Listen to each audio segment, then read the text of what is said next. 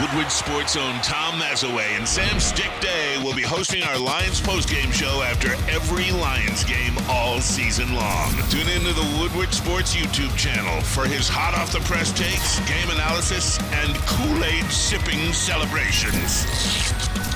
You won't want to miss it. Join Maz, Stick, and special guests each week immediately following every Lions game, exclusively on the WSN YouTube channel.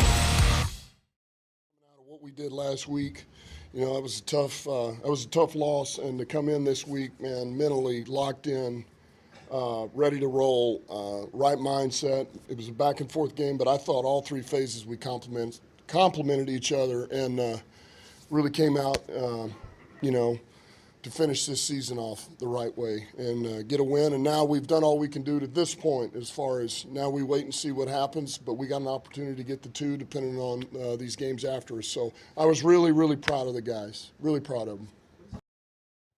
Good morning, everybody. Welcome to the Morning Woodward Show here on the Woodward Sports Network. We're out at Feldman in Novi. And man, feels like we're here. We've had a lot of fun at Feldman this year. We've had a lot of Victory Mondays, 12 of them to be exact. Now, I wasn't alive the last time the Detroit Lions won 12 games, but Sam Flannel, the last time they won 12 games, the football gods, we were gifted with a playoff win. Yes. I do think they get the same thing this year. We got the opponent, Los Angeles Rams. But how you feeling this morning, Sam Flannel?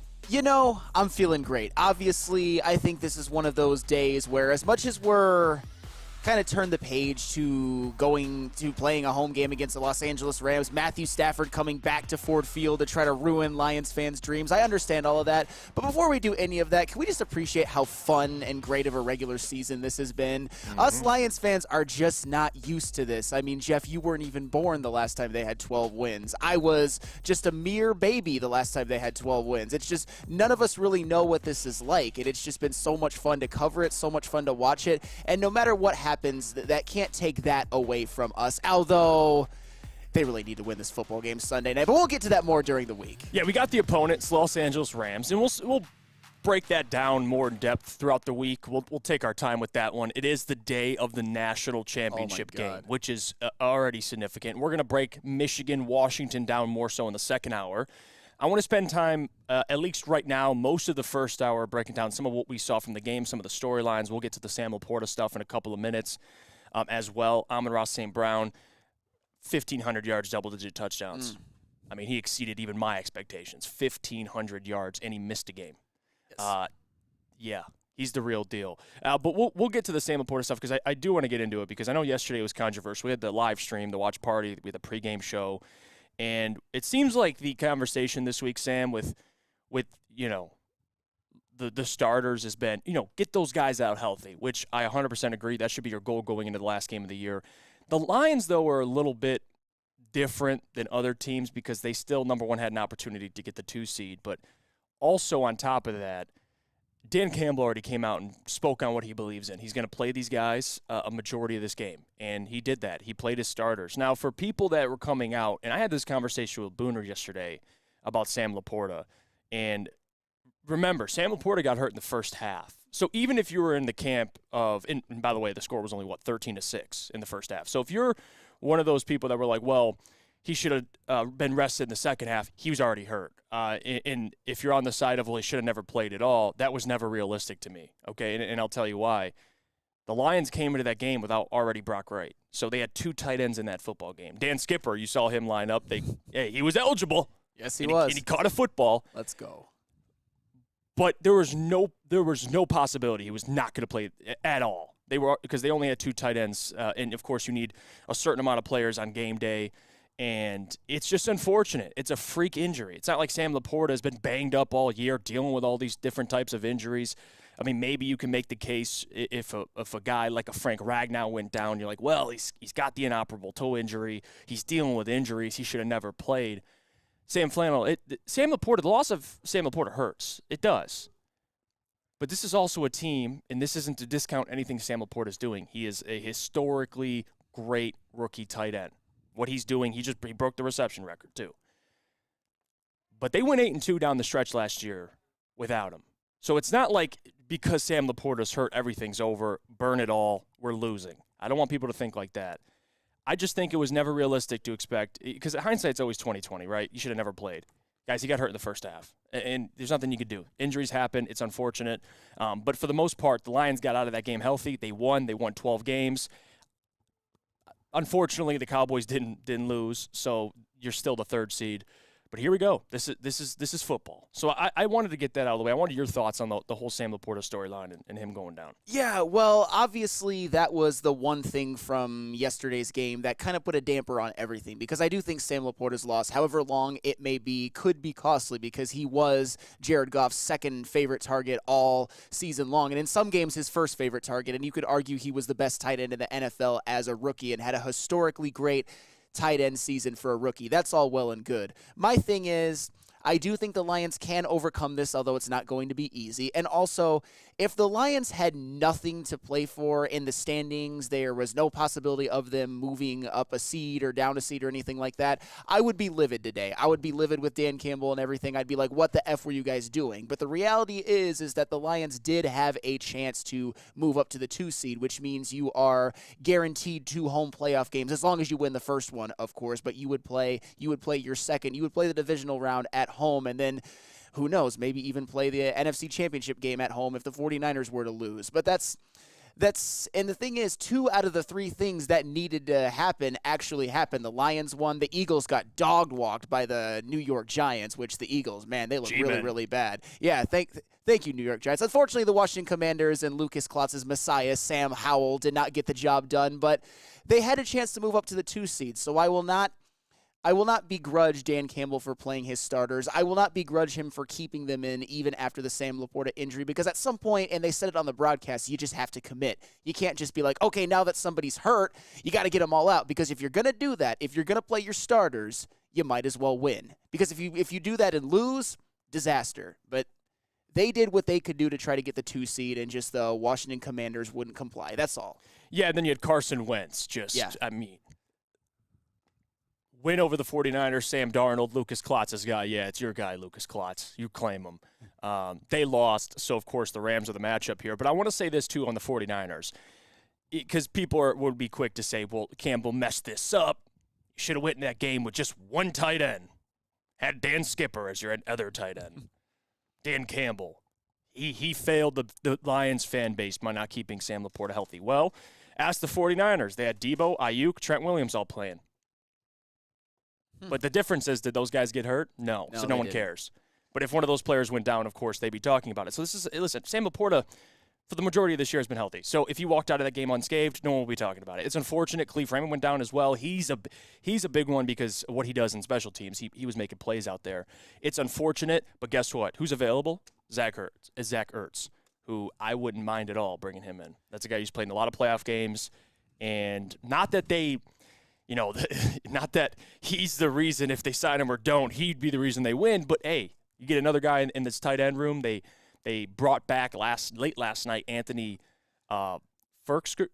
I don't know how to pronounce his last name.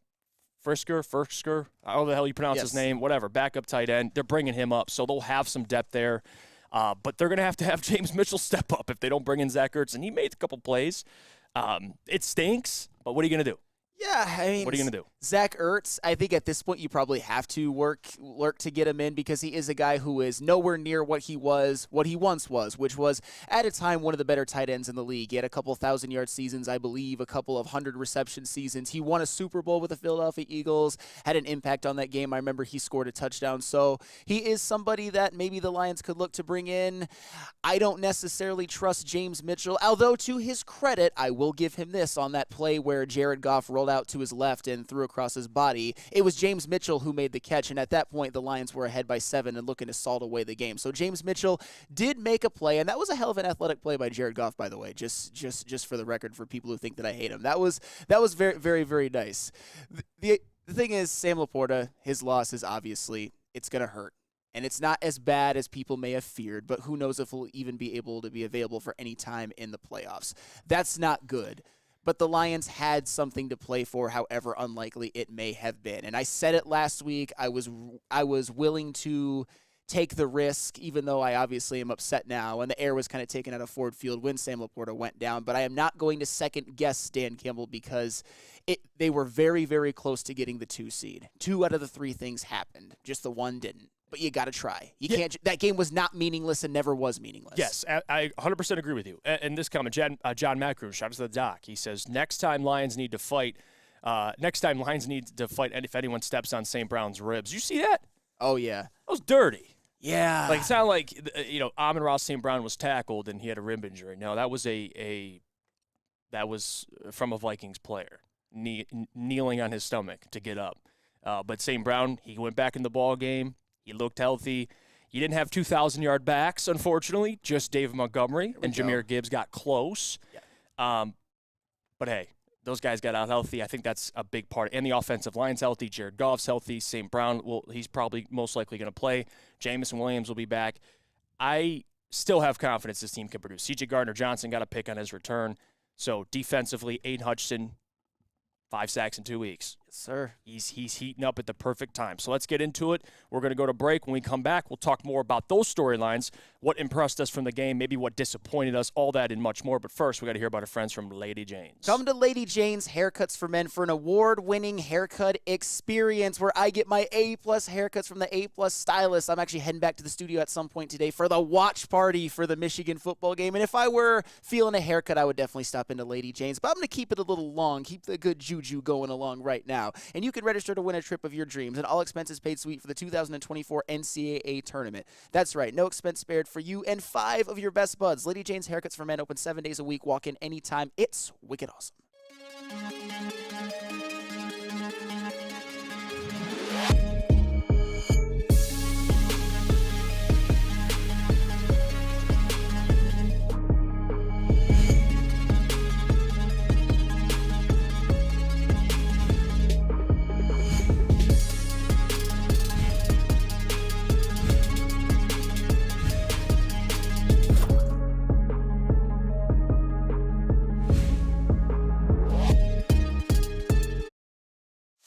Join Woodward Sports' own Jeff Iafrate, along with special WSN guests for the most anticipated Lions season in decades. Filled with different surprises and expert analysis. You're not going to want to miss out. Go to our Woodward Sports YouTube channel on Sundays and tune in live from 9:30 to 11:30 a.m.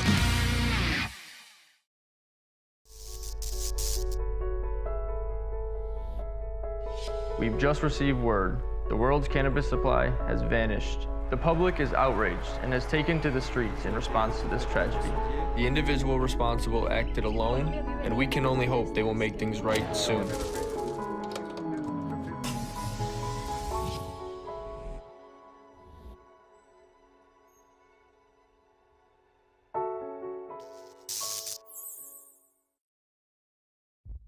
Brace yourselves, Detroit. As the sun begins to set, 2 of Woodward Sports' brightest young stars will be taking the mic for a brand new show. Woodward Nights with Spooner and Broder. The dog days in Detroit are over, and the boys are unleashed. Join in on the banter and hop on the bandwagon of the #1 night show on the internet. Tune into the Woodward Sports YouTube channel every weeknight from 8 to 10 p.m. Woodward Nights with Spooner and Broder.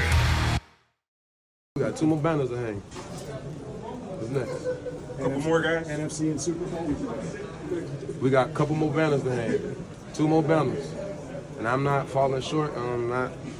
We're not falling short. And I'll be damned if that happens. We work too hard. Like Coach Dan said, we're seasoned for this. He's perfectly scarred for this. So I'm just appreciative to be a part of a great organization. Shout out to Sheila, shout out to Brad, AG, Dan, for just bringing me here. Ain't nothing more just thanking God for this moment, you know. It's a humbling moment, you know. Ball got taken away from me, so I had to regroup. And going out there today just to get a team win felt good to me. There you go, CJ Gardner-Johnson speaking to the media. I love him, man. I do. I love his attitude. I love his mentality. I love the player he is. He, again, returned. Oh, interception for him. He's just back. Hey, casually, let me get one of those to take home. And that's what he does best. It was nice to see him out there. I think just, with my takeaways, I guess the start, if you bring up this defense, I think the concerning thing, and it'd be fair to be like, well, Nick Mullins' second game with almost 400 yards. Well, the first game he had over 400.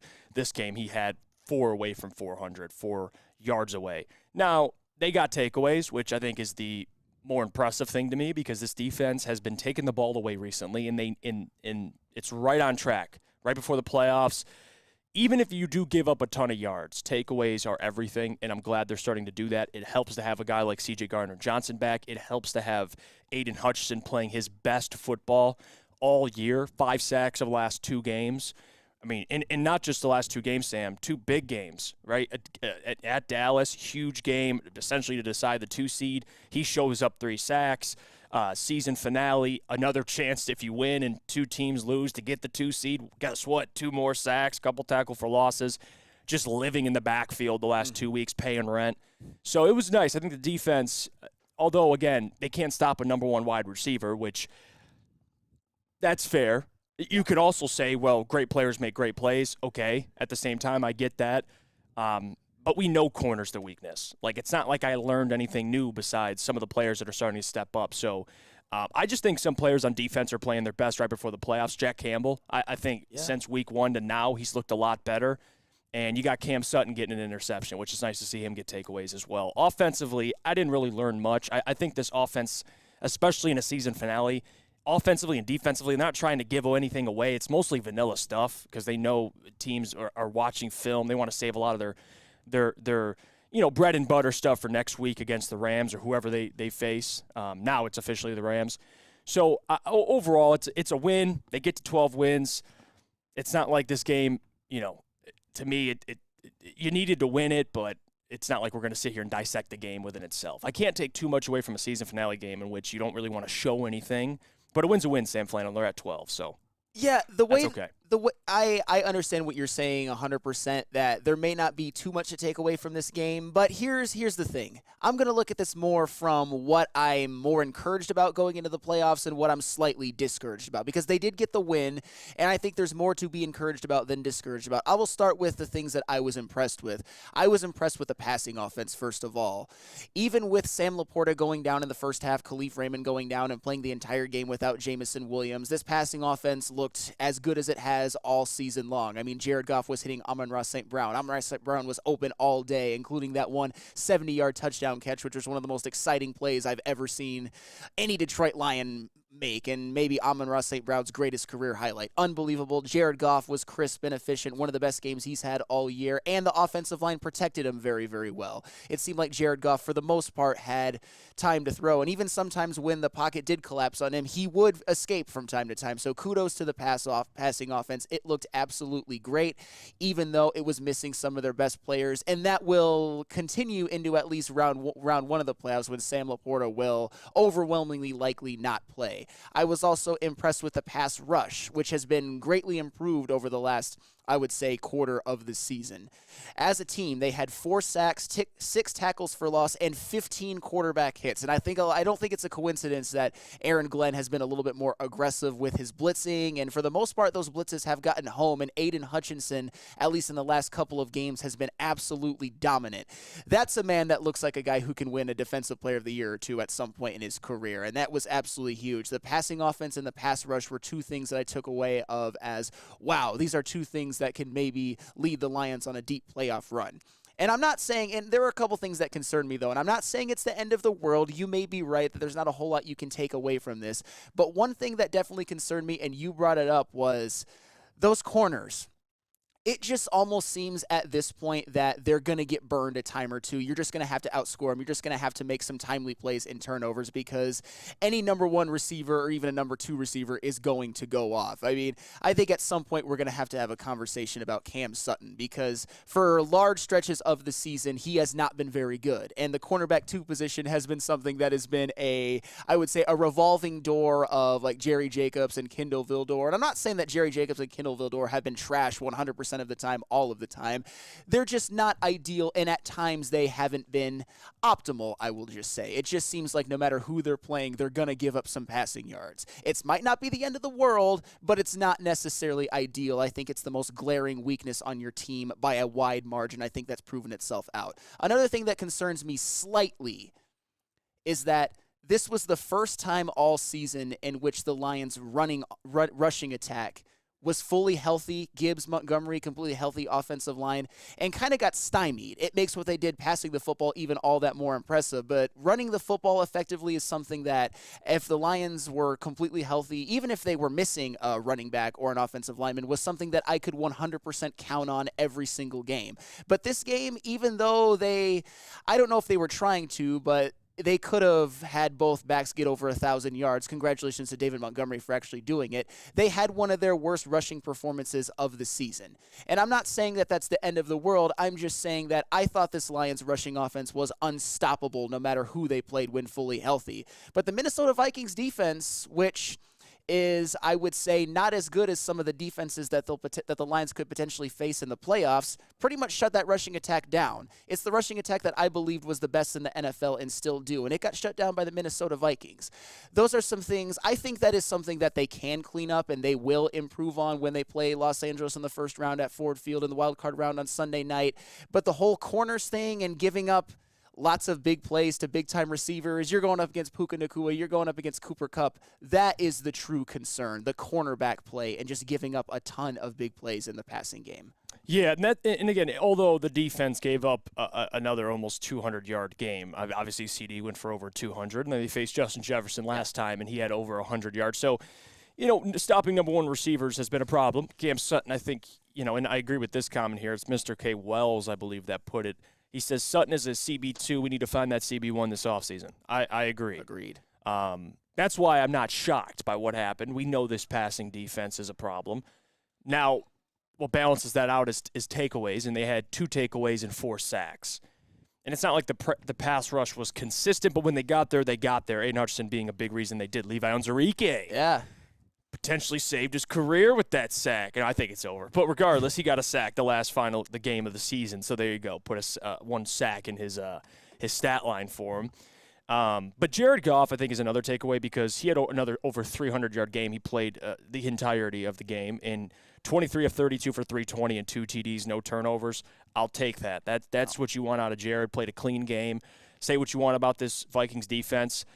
They're a good run defense, which clearly the run game wasn't as productive as they were last time they played the Vikings. But again, I'm not too worried. I think next week when they face the Rams, these guys are going to be ready to go. And they're healthy. The offensive line's still pretty much majority healthy. So I'm not worried about it, especially the way St. Brown's playing. I'm definitely not worried about it because he's on a tear. Pro Bowl snub, walks out there, 144 yards and a TD on 7 catches, had a 70-yard catch, and it was all him pretty much. It was all Yak, and he made plays. So shout out to St. Brown. That man deserves to be All-Pro this year. He does, to me. But you made great points about the NFC wide receivers. I get that. But I don't know how you can deny a guy with over 1,500 yards and double-digit touchdowns with over 100 catches. That is, and missed a game. I'll tell you what, and that's crazy. I was in the camp that he 100% did get snubbed, but I could kind of see that it was a loaded NFC wide receiver class. But after that game that he played in Week 18, Amon-Ra St. Brown, I'm sure we might talk about it more as the week goes along. Amon-Ra St. Brown 100% was snubbed. I mean, did you see what Mike Evans did yesterday? And I know he's playing with Baker Mayfield, and the Buccaneers passing attack was pretty much shut down. But the Buccaneers were playing for the division, and Mike Evans gave you a whopping 3 receptions for 22 yards. And as I said before, I think CeeDee Lamb's had a better season. That's it. A.J. Brown, unfortunately, he got hurt in the Philadelphia Eagles game, but even his numbers aren't going to look as impressive as Amon-Ra St. Brown's. Then Puka Nacua, he broke the all-time rookie receiving yards record. Put him in the Pro Bowl. I'm 100% okay with that. But when you look back on this season, you're going to be like, how the hell did Mike Evans get in over Amon-Ra St. Brown? And I like Mike Evans. And I'll tell you what, too, and I know this is a little bit of a teaser for what we may be talking about later on in the week. Amon-Ra St. Brown might not just get second-team All-Pro, if you catch my drift. Yeah, well, I mean, look what he's doing statistically. He's second in the league in catches. He has 119, third in yards, 1,500, and fourth in TDs, tied for fourth. So he's top 4 in every category. Receptions, yards, TDs. 4 or higher. And again, he missed a game. Like, given how many 100-yard games he's had this year, you give him one more game, hell, he could have went for 1,600, which loading next season. I think he is an all-pro. He deserves it. He's their best player, if not one of the on offense. The dude's incredible. He's the number 1 wide receiver on a team that won 12 games.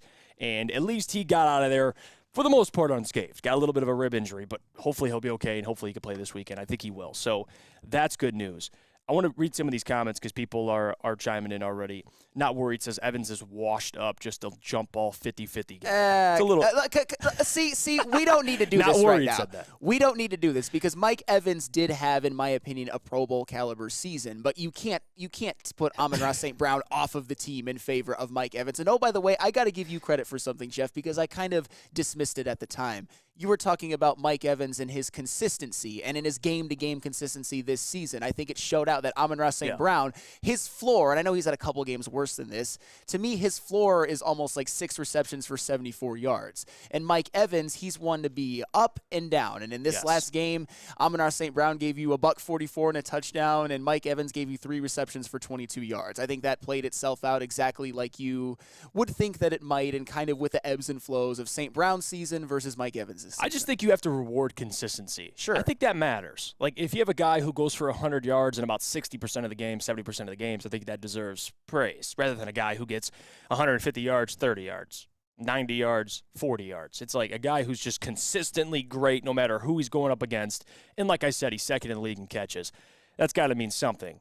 Let's go to break. When we come back here, we'll get into more of the injuries that happened yesterday. Khalif Raymond, St. Brown being banged up, Brian Branch with a wrist injury. We'll have that discussion, maybe talk a little bit about the Rams as well. That's the opponent. It's official. Matthew Stafford is returning to Ford Field. And Sunday Night Football, not on Peacock, though. Neil Rule, shout out to you, by the way. Had that conversation. Not on Peacock. They got away with it. But it is Sunday Night Football. It's prime time. We'll get into that when we come back. But first, got to hear about our friends from Dispo. Start the new year lifted, shifted, higher than the ceiling. Ooh-wee, it's the ultimate feeling. Visit Dispo Dispensary today for exclusive new details. Experience Dispo Dispensary, a team that curates an unbelievable atmosphere, mixed with fresh inventory from Michigan's largest variety of products. Come through our stores or order on Dispo Dash today. New year, new deals, same plug. Dispo Dispensary, disposhops.com, your local cannabis plug. Have you ever wondered where all the finest restaurants get their steaks? It's Fairway Packing Company, providing Michigan restaurants, hotels, and casinos with prime beef for over 60 years. But now you can buy these cuts of meat for yourself at the Steak Shop by Fairway Packing Company. Prime porterhouse, A5 Japanese New York strip steak, dry aged Wagyu beef tomahawk.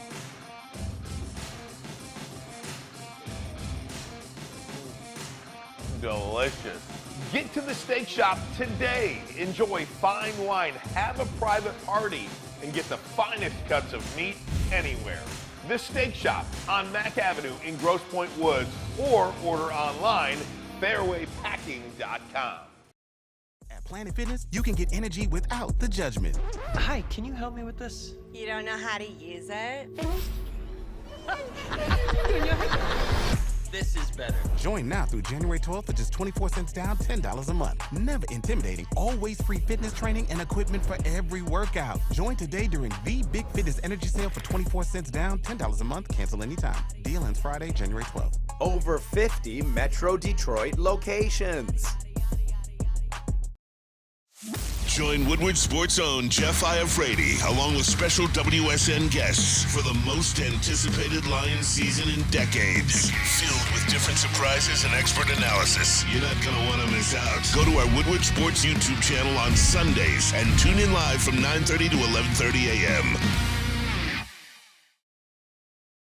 Dreaming of a new home but feeling the financial pinch? Mark White & Associates, your trusted real estate experts, are here to help. Mark White and his team will pay up to $5,000 of your closing costs. That's right, I said $5,000. Call Mark White & Associates today at 248-290-8242 or visit them at markwhitesales.com. Again, call Mark White today at 248-290-8242 to make your dreams come true. We're back. It's the Morning Woodward Show here on the Woodward Sports Network. Thank you guys for tuning in. It's a Victory Monday, last regular season game. Went by so fast. I know. Even with an extra game, it goes by so fast. But guess what? It's not over. You're going to the playoffs, so we have more to talk about, which is fun. It's exciting. It's honestly relieving that we get to cover postseason football as a Lions fan. And it's thanks to the help of a lot of players we just talked about. And the coaches. And again, there's some injuries which I want to mention, but we'll move on because there is some breaking news. And I want to get into the Rams matchup a little bit because I think that's what people want to talk about. I see people in the chat talking about it as well. But Arthur Smith was fired before he even went home last night. And the last clip, which is not funny, don't want to see a man get fired. But at the same time, after seeing him pissed off at Dennis Allen, which technically was Jameis Winston, who called the Jamal Williams 1-yard TD run to get him his first TD of the season. And Arthur Smith was ticked off at midfield at Dennis Allen. Oh, I have the video if you guys want to play it. Okay, you can play it. This is and Arthur Smith's hot. That Dennis Allen scored a touchdown at the end. He is hot. He said, "What are you doing?" And he's going at Dennis Allen. I understand that. You can read his lips, and you know. And I think he's got it right, by the way, to do that. The Saints did not. Yeah, and you're down 40 to what? Like 17? You're down 41-17. I mean, I get it. It's sportsmanship, but guess what? You're the one. Your team gave up 40. So this is the last game of the year. They're going to do things like this. Dennis Allen couldn't control it. Arthur Smith was fired. Ron Rivera was fired as well from the Commanders. There's going to be a lot more. The Raiders is interesting because I think Antonio Pierce deserves that job. I think he's done a really good job with that team this year and all the turmoil and the storylines that have been coming out of Vegas. He's kept that team kind of under control and focused, and he actually rejuvenated that team. So I think Antonio Pierce deserves that job. Chargers job's open. Bills won the division. Yeah, they did. I don't know what that means for Sean McDermott. I think he should still get fired, but that could have saved us. Who knows? He could still be there next year. I think, and we understand Ben Johnson's most likely out the door, but out of the teams that are available currently, Atlanta sounds intriguing. Well, Atlanta, they have a lot of great pieces on offense, and they have who I believe is the best guard in the NFL at Chris Lidstrom. And Bijan Robinson is obviously somebody who is very talented. He didn't put up quite the numbers running the football that maybe we would have thought he did. I thought that he was going to have a bigger year, but Bijan Robinson actually made up for it in a lot of ways with – and I know, and I'm not trying to compare the two, but coming into this season, we thought that Jahmyr Gibbs was going to be this big threat out of the backfield. I actually thought he was a better running back as far as runner than Bijan Robinson, but Bijan Robinson was a better pass catcher, and he went for over 100 yards and a 70-yard touchdown yesterday. There's definitely a lot to be intrigued about with the Atlanta job, but they need a quarterback. Desmond Ridder stinks. Taylor Heineke he's a very fine backup, but that's about it. But they've got Drake London, they've got Kyle Pitts. If they can just get the quarterback position right, I think the Atlanta Falcons could potentially be dangerous, but it's easier said than done to get that position right because they tried with Desmond Ridder. After Matt Ryan, it just seems to be a black hole right there right now. And I'd be doing you a disservice if I didn't mention your boy Jamal Williams. He had his first TD this season. Congratulations. He did. No, he's not. he's never been my boy, for the record. He has never been my boy. I was comically wrong about David Montgomery only being a slight upgrade over him. And I'll admit that, although David Montgomery didn't rush for as many yards or touchdowns as Jamal Williams did last year. I'm kidding. Actually, that is facts, but that doesn't matter. I know that David Montgomery was better. It's just the thing, too, about Arthur Smith is I thought that he was actually going to work in Atlanta. I thought that he, at one point during the season, was a dark horse coach of the year. Another take of mine where I just, no, why did you say that? and the thing that it culminated in was I hate the whole, why did you run up the score thing? They couldn't stop the Saints all game. It's just too bad. Too bad at this point. And here's who he could learn from. You saw what the Detroit Lions were doing at the end of the game. They were trying to get Josh Reynolds his incentives, just like the New Orleans Saints or Jameis Winston was trying to get Jamal Williams a touchdown.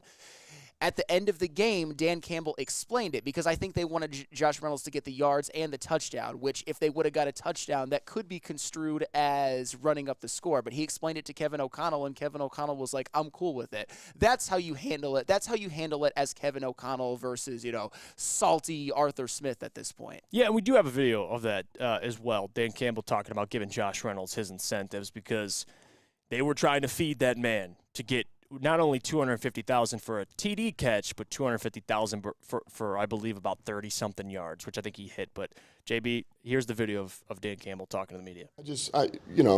I felt like we needed to do everything we could to get that player. When that player does all the dirty work he does for us, all the stuff in the run game, all the blocking, all the unselfish play, then we're going to do whatever it takes to get him something that he's got. And that's the mindset. That's all.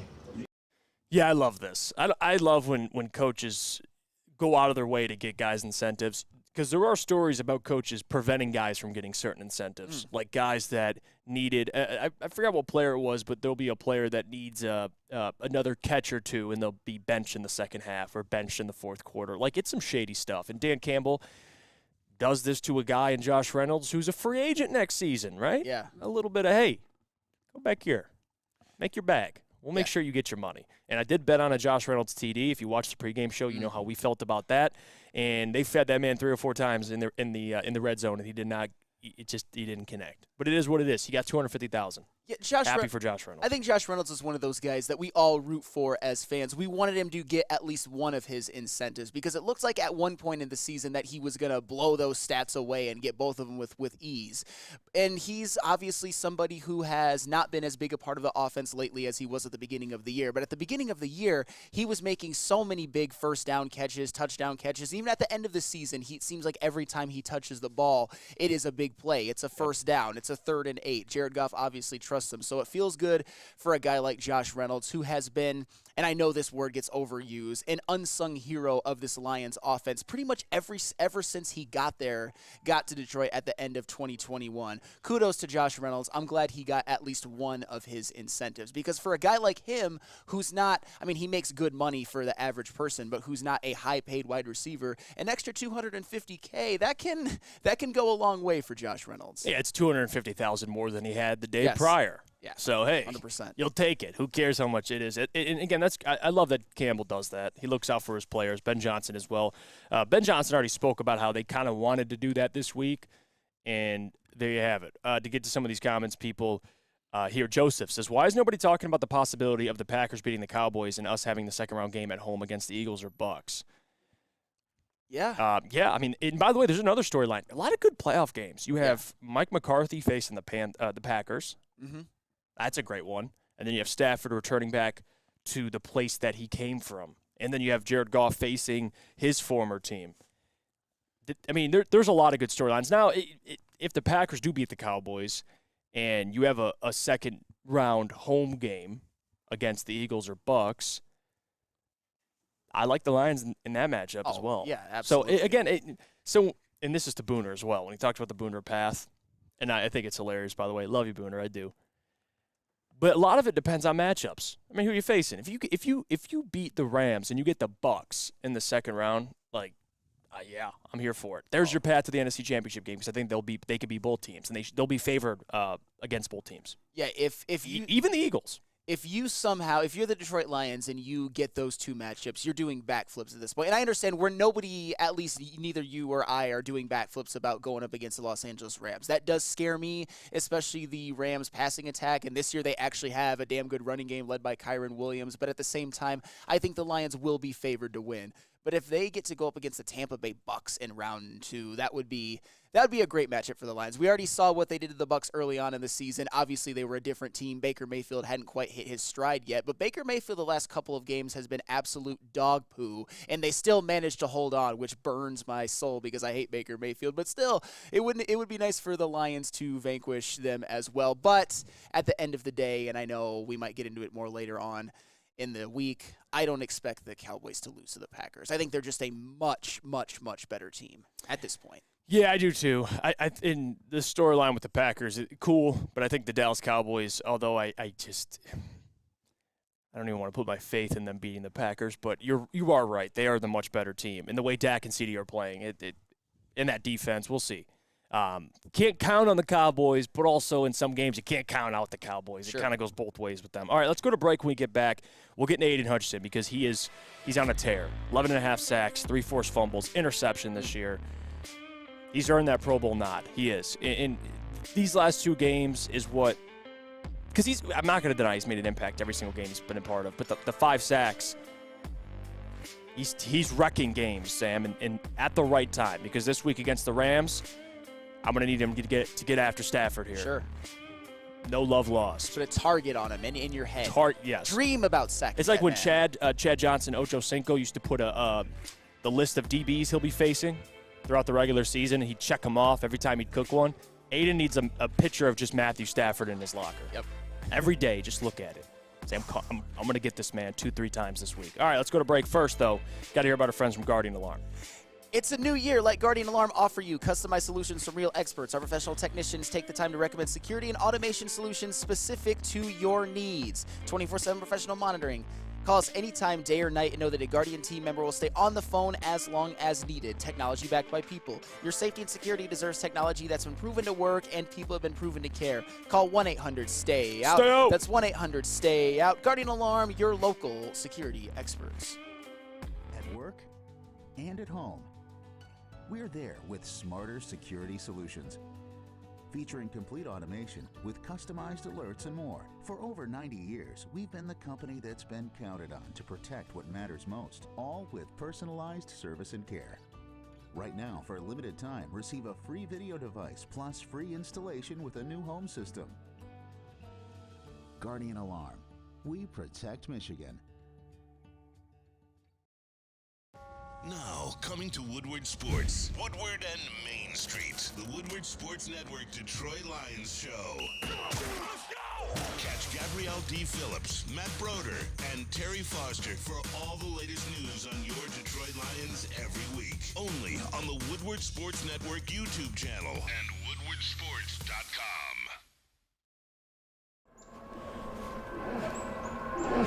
What?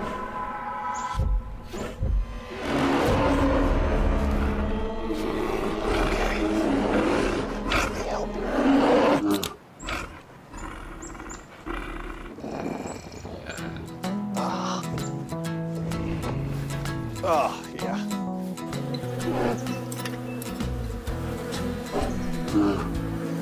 Nothing. CJGJ.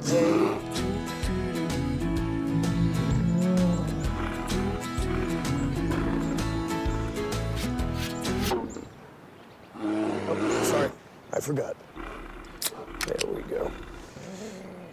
Oh, cheers, buddy.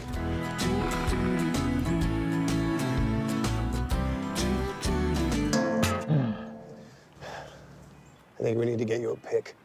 Let me tell you about our friends over at Fairway Packing, because for over 60 years, Fairway Packing Co. has provided Michigan's finest restaurants, hotels, casinos with prime beef, Wagyu beef, and dry-aged beef. You can experience the Fairway difference for yourself today. Visit the steak shop in Grosse Pointe Woods for grab-and-go steaks, or you can order online at fairwaypacking.com. Welcome back. Morning Woodward Show here on the Woodward Sports Network out at Feldman in Novi, celebrating a victory Monday and previewing Rams-Lions a little bit.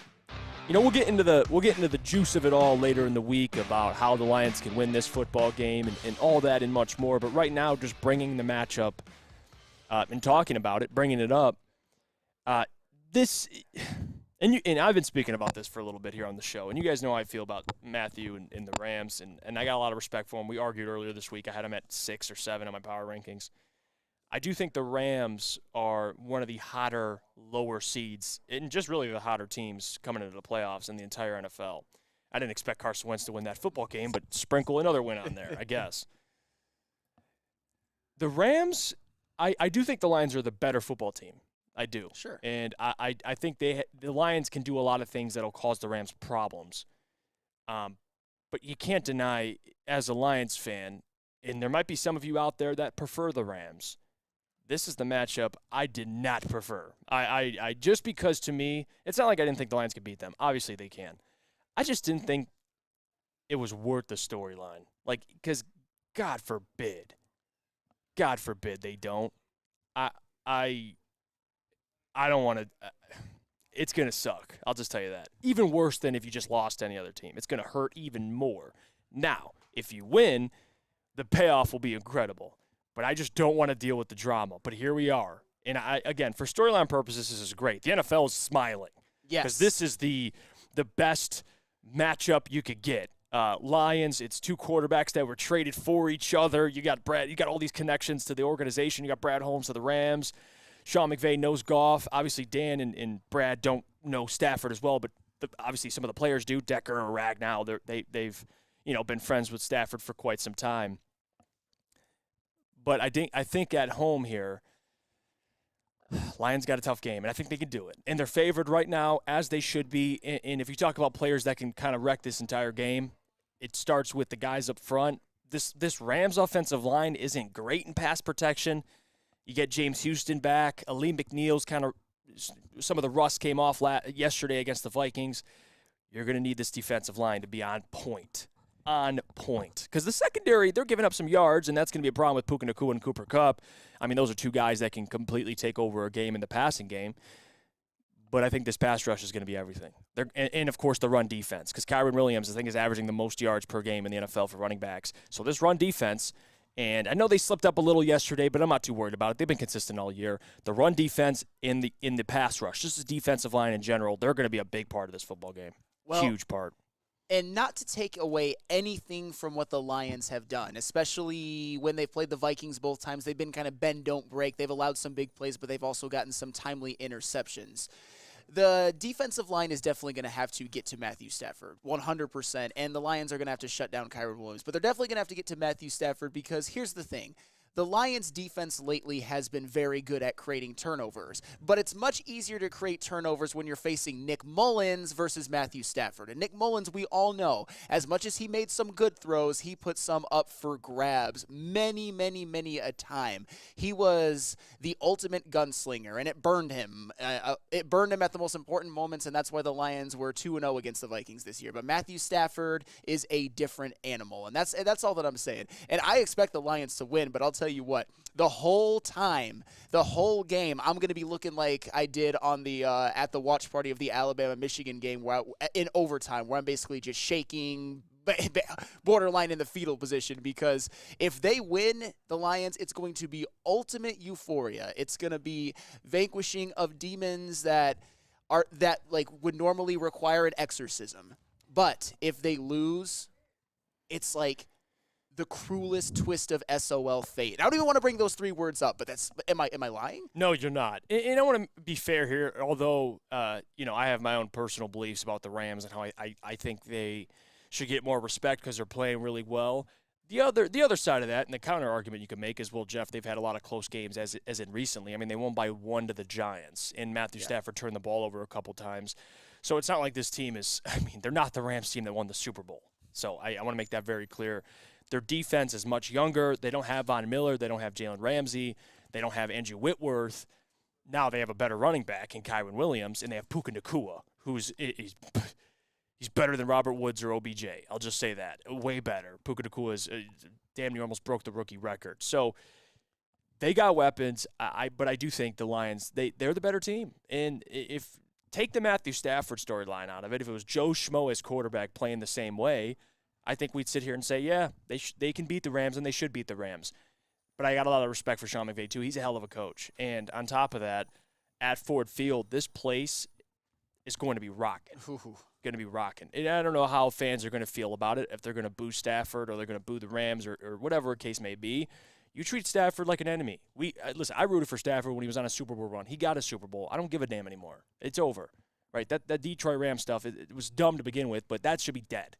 There should be no fan, rooting for Stafford and the Lions. It's over. Even me, who I'm a big Matthew Stafford fan, but right now it's kill or be killed. Dog eat dog world.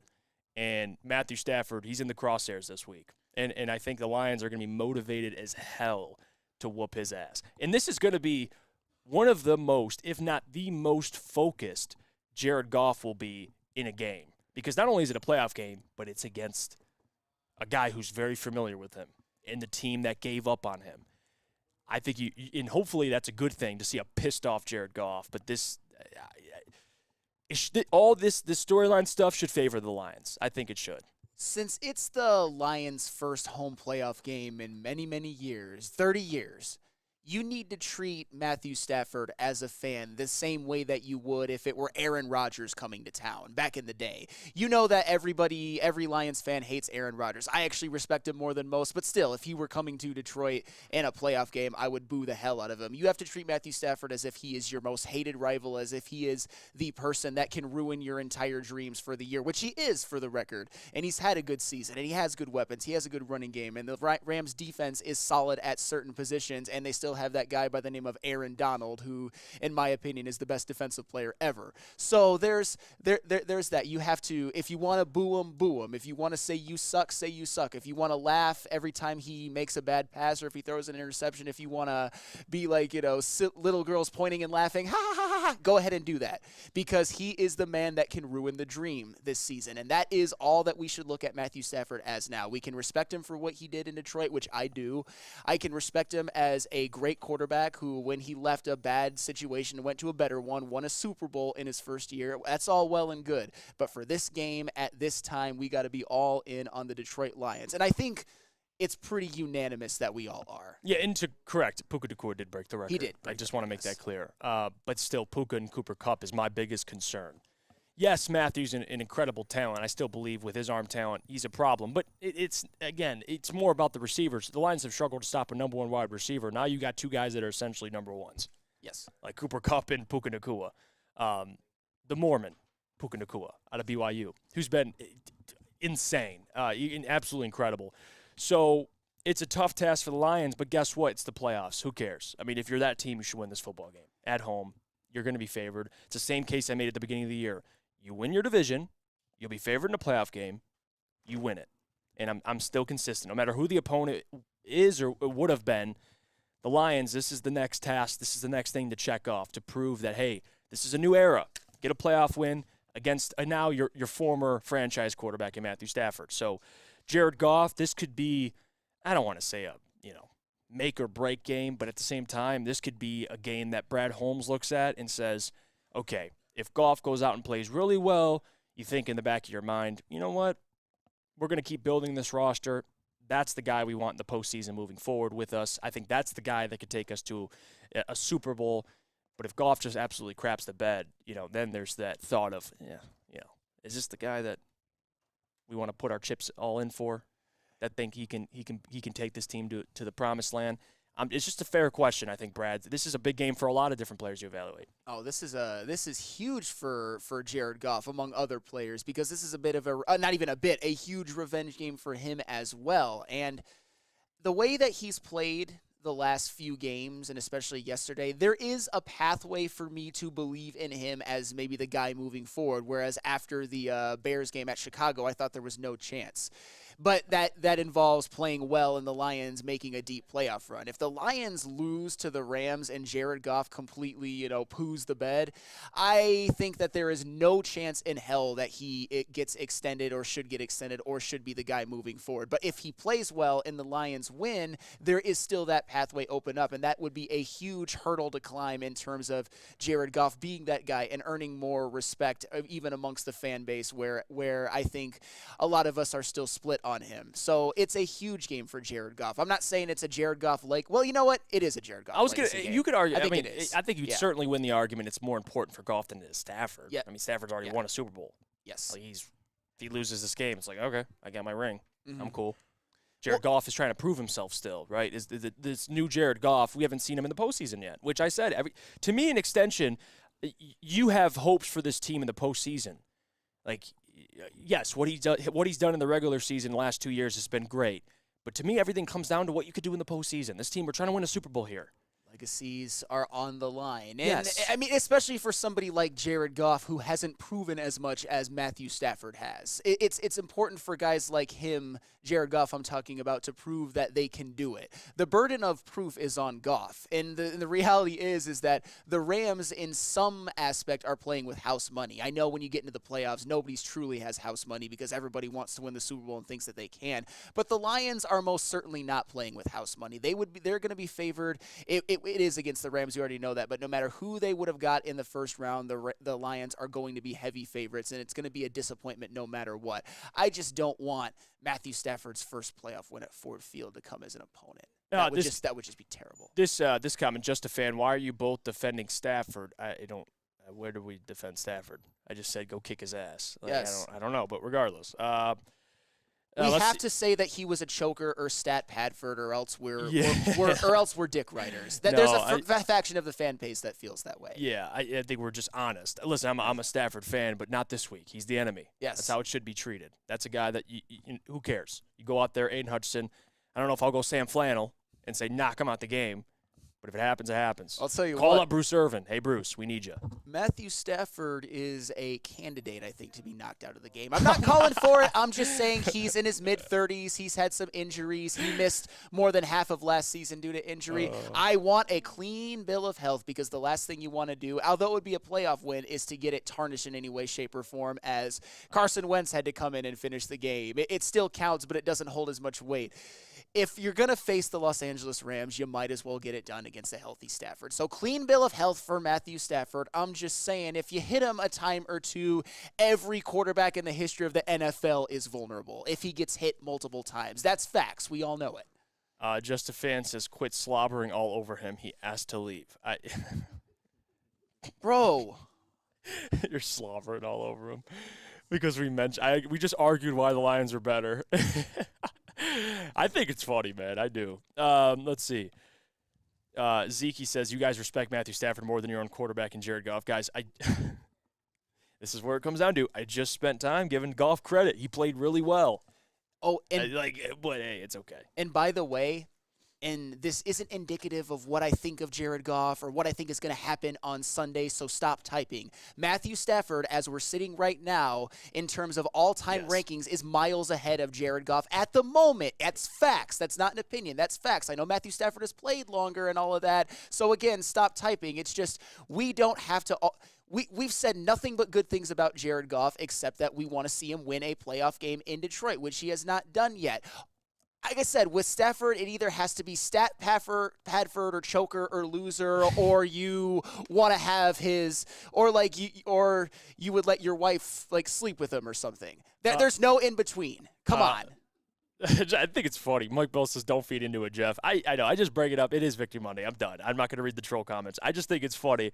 I just honestly entertain myself reading some of these comments. But I appreciate you guys. We're going to go to break here. When we come back, we'll get into more of this Lions game itself. I want to talk a little bit about Aiden Hutchinson, CJ Gardner-Johnson, because he officially made his debut. And over the weekend, Easy and him were beefing. Yes. Hey, last thing I expected. Easy and CJ Gardner-Johnson to be beefing. I think it's all good now, though. It's all resolved. But let's get into it when we get back. First, I got to tell you about our friends over at Big Boy. So let me do that. Wintertime in Detroit is always better with comfort foods from Big Boy. You could try their new Southern Comfort Chicken Bowl. How about breakfast? The stuffed potato pancakes are back. The classic Lumberjack Santa Fe Garden. Also, the new apple pie hotcakes are just too good to miss. Top it all off with a new gingerbread shake for dessert. Stop by your local Big Boy today. Savor the heart of home at Big Boy with our all-new down-home comfort dishes. Feast on home-style goodness with our Southern Comfort Chicken Bowl, veal parmigiana, and apple pie hotcakes. The down-home delight doesn't stop there. Potato pancakes are back. Dive into the richness of our perfectly crafted potatoes with our classic potato pancakes and our stuffed potato pancakes. Top off your meal with our new gingerbread shake, a seamless blend of creamy vanilla and sweet gingerbread flavors. Nothing beats the comforting taste of down-home cooking. Enjoy every bite, only at Big Boy. Since the dawn of moving people, Chevrolet has led the way. The world of transportation is changing. At Feldman Chevrolet, we are leading the charge forward. With every electric vehicle, every mile traveled, one Feldman at a time. The company that puts more Chevys on Michigan roads is now the #1 name for Chevy electric vehicles.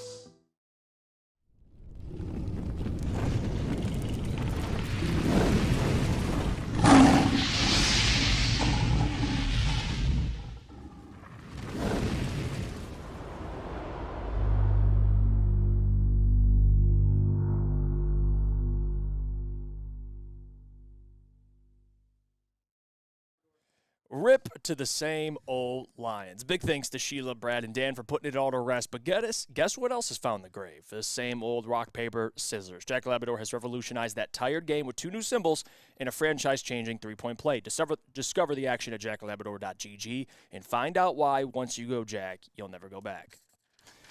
Welcome back to the Morning Woodward Show here on the Woodward Sports Network. Appreciate you guys for tuning in. If you could do us a favor, hit the like button on the stream. It helps the network.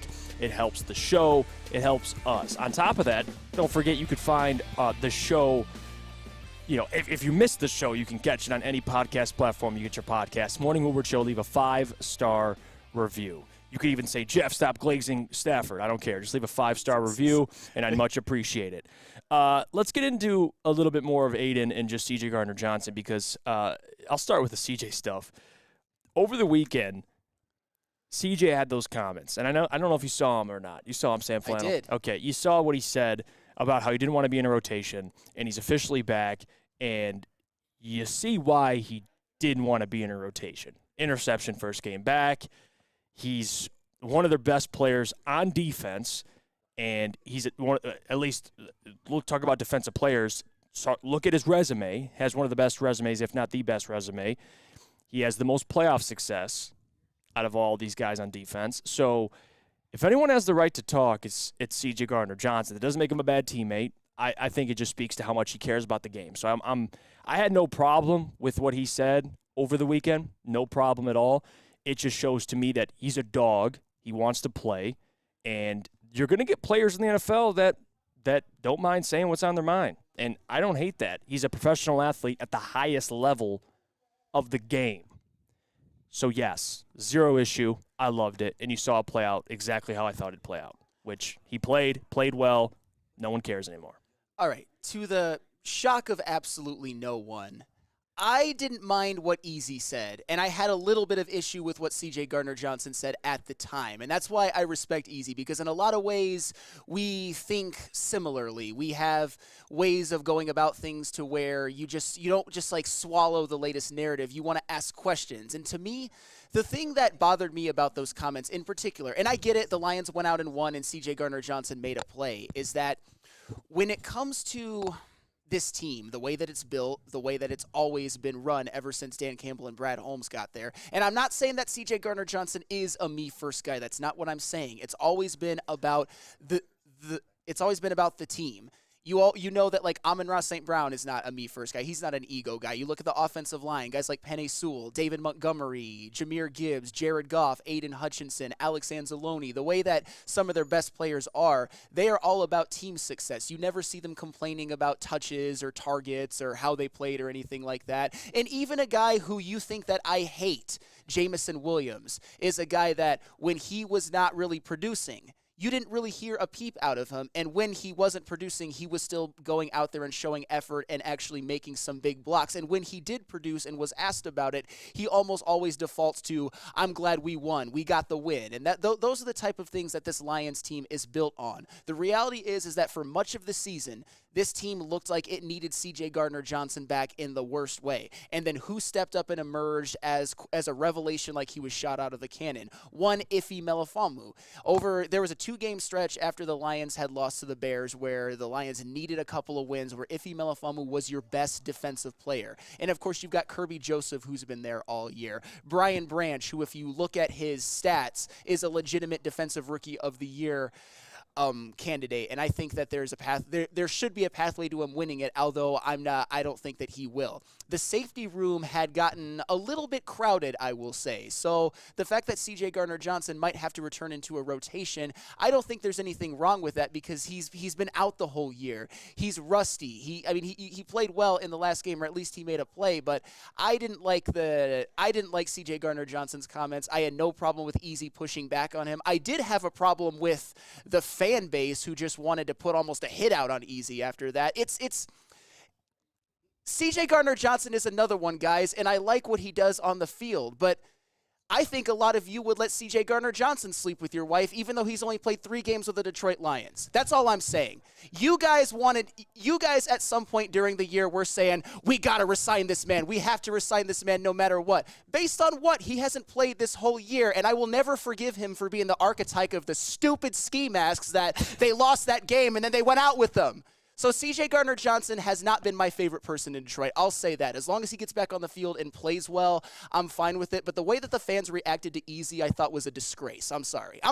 Easy, there was nothing wrong. Easy, I will be on your side defending you. We'll be on the island together. Yeah, you could stay on that island. No, I figured. And help's not coming. I'll say this about CJ. I got no problem with what he said. And he brought up Jamison Williams. And I want to go back to that because now you appreciate that he blocks. Okay. Now you appreciate it. Okay, but here's the thing. Get me catches. So if Jamison came out and said, I want the pill, give me the rock, what would you say? I would have said, here's what I would have said. I would have said, why? At the time, because he hadn't done anything yet. He had not done anything at that point. Well, here's CJ Gardner-Johnson with a way better resume. Led the league in interceptions. He's a guy that, again, has been at the top of his position. And he signed here for 1 year for a prove-it deal. He signed here to play well, to get a deal. So in his mind, he's like, yeah, you guys know what you got in me. I'm CJ Gardner-Johnson. I'm one of the best safeties in the NFL. It is what it is. Yes, he is. No, he's not. He's not one of the best safeties in the NFL. Not this season because he's been hurt. But even before, I would say he was maybe top 10, top 15, but people were acting like he was top 15. 3.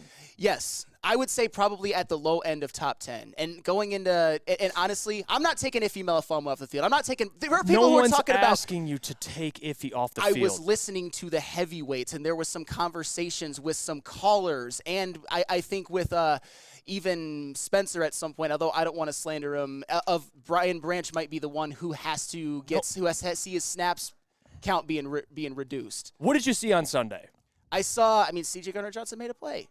Who was out there in the secondary? Was Brian Branch out there? They were all out there. I know. Was Iffy out there? In a rotation, Jeff, where it should be. But here's the thing. Here's the thing. In the postseason, I want a guy who's, played in a Super Bowl, played multiple playoff games. You know who the Eagles fan base misses the most? CJ Gardner-Johnson. Their secondary stinks. So he's an impactful player. Like, we can argue about where he ranks in safeties. You want a guy out there like CJ Gardner-Johnson. He showed you why in his first game back. So I just want people to understand that not every NFL player is just going to shut their mouth and play football. Like, some guys are going to want to speak up. Some guys want to say what's on their mind. He's always been a team player, but some of the comments he says gets taken out of context, and everyone's like, oh, because you're not like St. Brown, you shouldn't be on the roster. Guess what? You're going to have different characters. CJ's a confident guy, and as he should be. That's how he plays. So I have no issue with it. Did it affect the team? No. There you go. All right, cool fine. then. Fine. I'm cool with it. And for the record, I don't have as much problem with what CJ Gardner-Johnson said as I did the fan base's reaction to it. I don't like players in Detroit who just get complete carte blanche to do whatever the hell they want, say whatever the hell they want, and they haven't earned it yet. And then you had points in the season, and we're going to get to this, man, where it was complete open season on Aiden Hutchinson. You could come at him any way you want. You can come at Jared Goff any way you want, sideways, backwards, upside down, right side up, however many ways. But with CJ Gardner-Johnson, it's like you can't say anything. With Jamison Williams, you can never say anything. And both of those guys haven't accomplished a fraction of what Aiden Hutchinson has in Detroit. Haven't accomplished a fraction of what Jared Goff has in Detroit. Has anyone said anything about Aiden in the last 2 weeks? No, but you shouldn't have ever said anything in the first place. So you're not allowed to even say one thing about Aiden Hutchinson. Come on. But Aiden Hutchinson has actually played well the whole year. I know the sacks, bro, guys. The Kayvon Thibodeau worshippers. Sacks do matter. He's played well. I don't want to get in that argument because me and you agree. But the thing with CJ is, look at his resume. Like, what are we talking about? You're acting like he's a rookie talking. He had one good year. Look at the resume. He had one good year. When you say good year, you mean led the league in interceptions? Tied for the league in interceptions. Yes, that's great. Pretty good year. Phenomenal. Fine. But he said, just the way you said, he had one good year. Okay. Great. If you want to say great year, fine. But you know who else? We all love Brian Branch. We all love Iffy. We all love Kirby Joseph. If one of them want to go learn cornerback too and play that consistently, then fine. There doesn't have to be a rotation. If C.J. Gardner-Johnson is part of the rotation, and if he proves in practice that he should earn the majority of the snaps, then fine. It's not his birthright. It was never his birthright. Sometimes you have guys step up in your absence, and I would say that Brian Branch for the whole year has been one of the best defensive rookies, and Ife Melifonwu for a 4-week span has been a revelation. 100%. I don't think anybody would deny that. And oh, by the way, Kirby Joseph, despite his inconsistencies, does have 4 picks this year. So he's gotten back to his ball hawking ways to some extent. I think that all 4 of them should play a heavy snap count. I just didn't like the whole, it's my birthright to get my spot back almost. That's how I took it.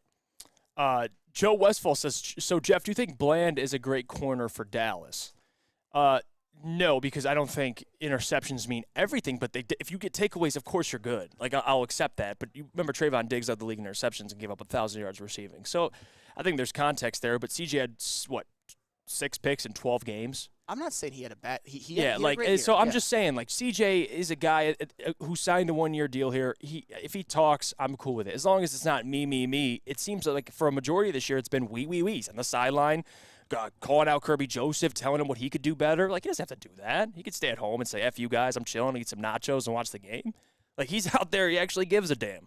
And I think he's going to be valuable come playoff time. But let's go to break. Let's get into the Michigan-Washington game because it is time to preview the national championship game. And 9:30, we'll give our score predictions out for that game as well. Then 9:45, we'll get to what's trending with JB. Don't forget, guys, by the way, Woodward Nights tonight is going to be the watch party, essentially. So, watch party tonight, national championship game. Turn it on while you're watching the Natty. It's going to be a lot of fun. We'll be hanging out, talking ish. Sam Flannel will be doing his celebrations. All that and more. But first, got to hear about our friends from Swiss Insurance. Do you have football on the brain? Of course you do. With the new year, it's the perfect time to shop your home and auto insurance. Shop it like a pro with Swiss Insurance. They cover Woodward Sports Network, and they should be covering you too. Ask for Mark at Swiss Insurance today at SwissINS.com or call 248-800-4177. Again, that is 248-800-4177, Swiss Insurance. At Planet Fitness, you can get energy without the judgment. Hi, can you help me with this? You don't know how to use it? This is better. Join now through January 12th for just 24 cents down, $10 a month. Never intimidating. Always free fitness training and equipment for every workout. Join today during the Big Fitness Energy Sale for 24 cents down, $10 a month. Cancel anytime. Deal ends Friday, January 12th. Over 50 Metro Detroit locations. Woodward Sports' own Tom Mazaway and Sam Stick Day will be hosting our Lions postgame show after every Lions game all season long. Tune into the Woodward Sports YouTube channel for his hot-off-the-press takes, game analysis, and Kool-Aid sipping celebrations. You won't want to miss it. Join Maz, Stick, and special guests each week immediately following every Lions game, exclusively on the WSN YouTube channel. Since the dawn of moving people, Chevrolet has led the way. The world of transportation is changing. At Feldman Chevrolet, we are leading the charge forward. With every electric vehicle, every mile traveled, one Feldman at a time. The company that puts more Chevys on Michigan roads is now the #1 name for Chevy electric vehicles. Let me tell you about our friends over at Glorious Cannabis because, guys, it is true. We talk about smoking that Honolulu Blue Pack, celebrating a playoff win. I think it's going to happen. And this is the strain you want to get for this weekend. You want to get it alongside you. You're watching the playoff game with your dad, your granddad, your son, your son's son, whoever the hell it is. You're hanging out. Trust me, try this. You can get it at Dispo, or you can check out Glorious Cannabis anywhere you get your cannabis and mention the code. What was the code to get a percentage off? Regardless, Glorious Cannabis. Check it out. We're back here on the Morning Woodward Show here on the Woodward Sports Network. I think I might need some Glorious Cannabis to deal with some Lions fans sometimes. But for the most part, I appreciate you guys. And it's an exciting time. It really is. And I think everyone will be smoking that Rams pack this weekend. All right? Even for your glazing Stafford crowd. I'm excited. Lions should win this weekend, of course. That's what I predicted. I think playoff win, division win, to my two things going into this year. I think they're going to accomplish it. But let's go to college football. Michigan taking on Washington. That's going to be a hell of a game. I can't wait. It's a great matchup, and matchups make fights. I'm a boxing fan, and it's not always who's fighting. It's styles. And you got Washington, high-powered offense, specifically high-powered passing attack. And then you have Michigan. Very different how they like to do things offensively and defensively. Best defense in the country. Their pass rush is by committee. They got some secondary guys that I would love on the Lions. Can I just pluck Rod Moore, Sanders Still, all those guys, just take them. Will Johnson, I'll take him too. Take them all. But I think Michigan is favored, and they should be. Yes. Because they are the better football team, Sam. I'm going to let you get into the intricacies of the game itself, but I'll say this. You can say Michigan has yet to face a quarterback in offense like Washington, but you can also say Washington has yet to face a defense like this. Michigan has played multiple top 10 defenses. Washington has not. They have not played a defense really remotely close to this Michigan defense as a whole. This is a big game. Players already came out and said it before the season. It's national championship or bust. That is how they think of this, and that's how they should think of this. Now, I don't think if they lose, the whole season's a failure. I think it's a little aggressive. But there'd be a lot of disappointment. This is going to be a game. This is going to be one of those games for J.J. McCarthy, Sam, and you're going to need a game like he had last week where clean. I know the interception he threw didn't count. He's going to need to use his legs, and I think the biggest X factor of this entire ball game, once again, is Blake Corum because this Washington defense cannot stop the run. They're not great at it. Even if you want to say they're decent, they're not great. And this Michigan offensive line, even without Zach Center, I think it's going to be a matchup problem because time of possession is everything for Michigan. Keeping Michael Penix on the sideline in these long drives, TOP, time of possession, if they could dominate that, Sam Flannel, I think it's going to cause some problems for Washington because, again, they're not getting in a rhythm. They're on the sideline. And it's tough because once they start playing from behind, they get predictable. And now you're getting guys taking the football away. So I think this matchup favors the Wolverines, and rightfully so. They should be favored. I think it does too. And I've actually wrote down 4 keys to the game that I think will be key for Michigan beating Washington. 1, they need to have a cleaner special teams game. You can't have a special teams disaster like what happened against Alabama. They got away with it once, but at the absolute worst, you have to be an even on special teams. You can't make costly plays. You can't muff a punt that leads to a 44-yard touchdown drive, which Alabama converted. You can't do a bad snap on an attempted extra point because those points matter. I mean, they even mattered in the last game. That was one of the reasons why they probably went to overtime instead of 1 in regulation. You could maybe make that conclusion. They missed a field goal, which was more on the long snapper, but still, the Michigan kicking game this year has actually been very good with James Turner, and in that game they missed against Alabama. They missed a crucial field goal. And then at the end, we all know that Jake Thaw, he almost fumbled away or muffed away the game for Michigan. And oh, by the way, it wasn't just them. Tommy Doman, their punter, who had been solid all season long, had 5 punts that averaged less than 40 yards and did not pin Alabama inside the 20 one time. You can't do those things against Washington, who have a much better offense than Alabama, and I think who will be able to take advantage more often than Alabama did. Just play a clean special teams game. That should not be the unit that costs you anything, or else you don't deserve to be champions. Number 2, you have to run the ball and stop the run. It's reported that Dylan Johnson, Washington's 1,000-yard running back, is playing in this game.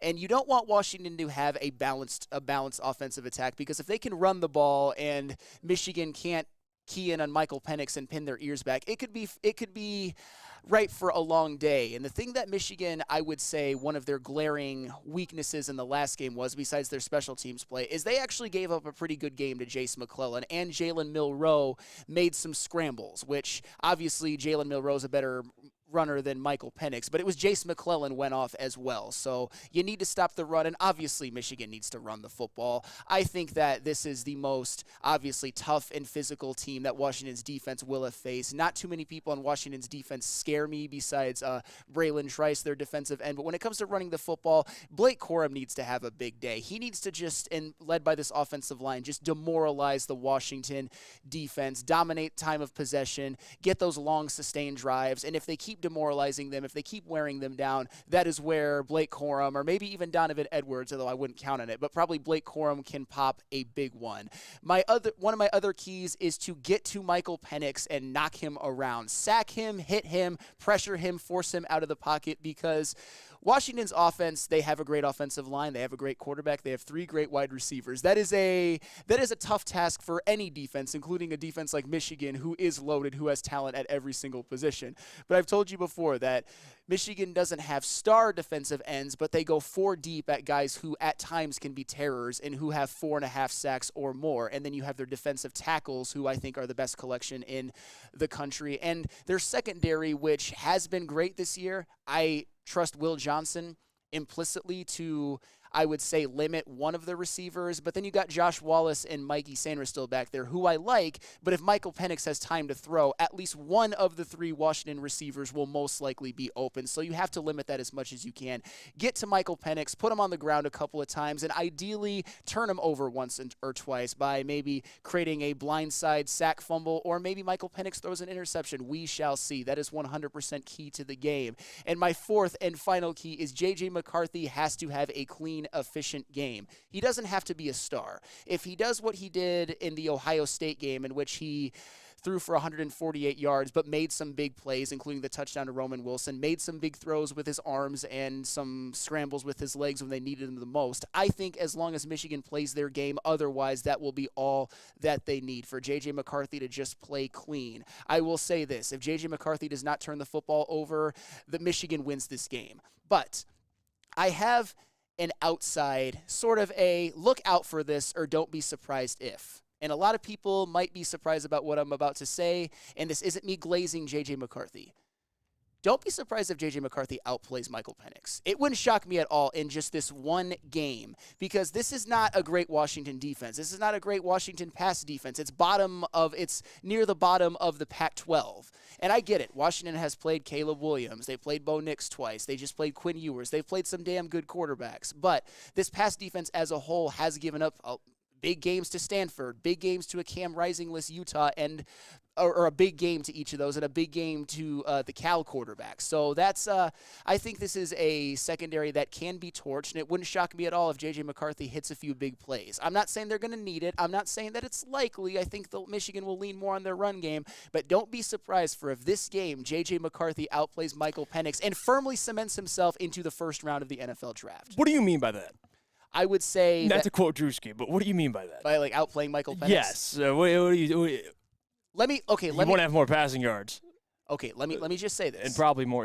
And Michael Penix probably have more TDs. But what do you mean by that?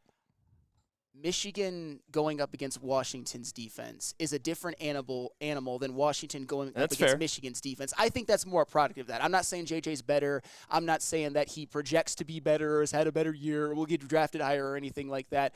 But Washington's defense, I think, is far more torchable than Michigan's. Is that fair? That is fair. I fair. think that Washington might be – there's a chance that they're hit with a storm that they can't weather. I think there's a chance of that. I think there's a chance that that Michigan's defensive line completely overwhelms Michael Penix. I think there's a chance of that. I'm not saying it's a big one. I'm just saying that J.J. McCarthy's matchup, I think, is more favorable to him having a big game than Michael Penix's is.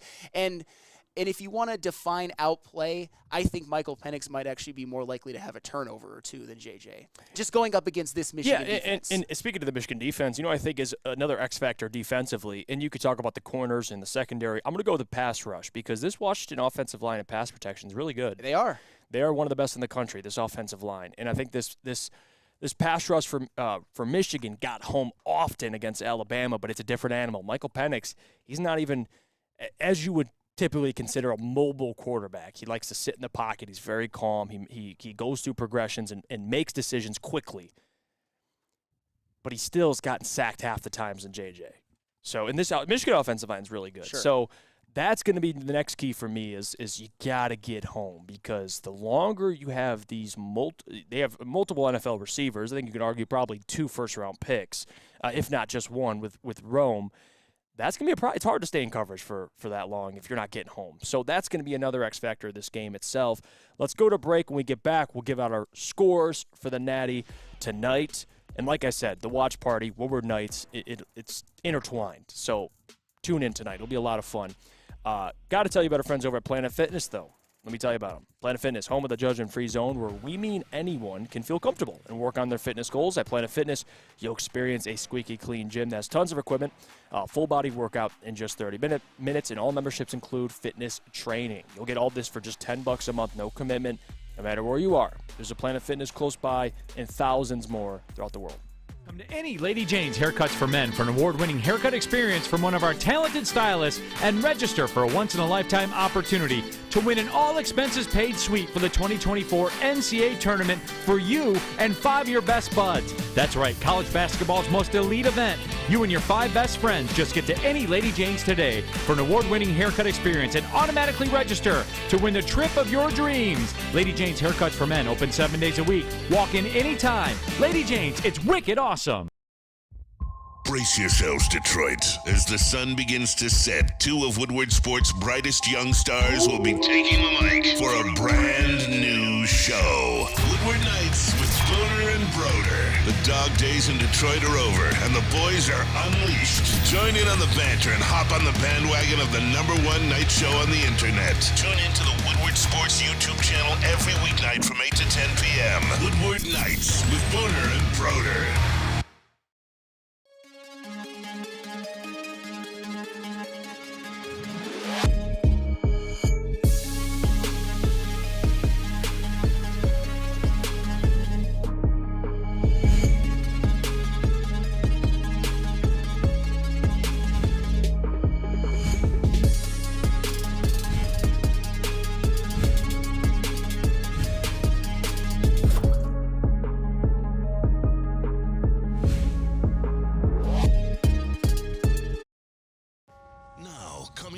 Sports, Woodward and Main Street, the Woodward Sports Network Detroit Lions Show.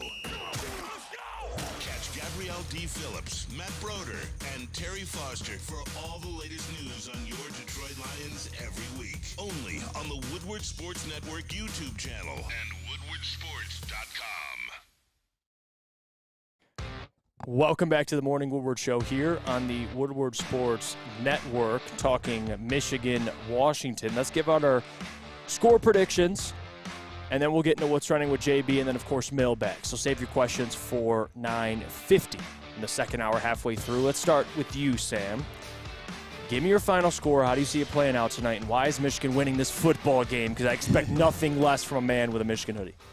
I am going to go Michigan 31, Washington 24. I don't think it's going to be a blowout. I think that Michigan, it'll be one of those games where they have control for most of it, and you're not really that threatened. But at the same time, Washington, I think they're going to make a few big plays, because at some point when you have that great of a passing attack with that great of wide receivers and that great of an offensive line, there are going to be times where the offensive line holds up, I think, times, not all the time, and where Josh Wallace is maybe stuck in coverage on Rome Odunze or something like that. No disrespect to Josh Wallace, but that's not the ideal matchup. I think a couple big plays will happen for Washington, and I think they'll be able to score. And I think it'll be 31-24. I think the touchdown will occur late in the game when it's 31-17. That's what I mean when it's like kind of complete control. I think offensively for Michigan, they control the clock, they run the ball, they don't punt very often, they have long sustained drives, but it wouldn't shock me too if either J.J. McCarthy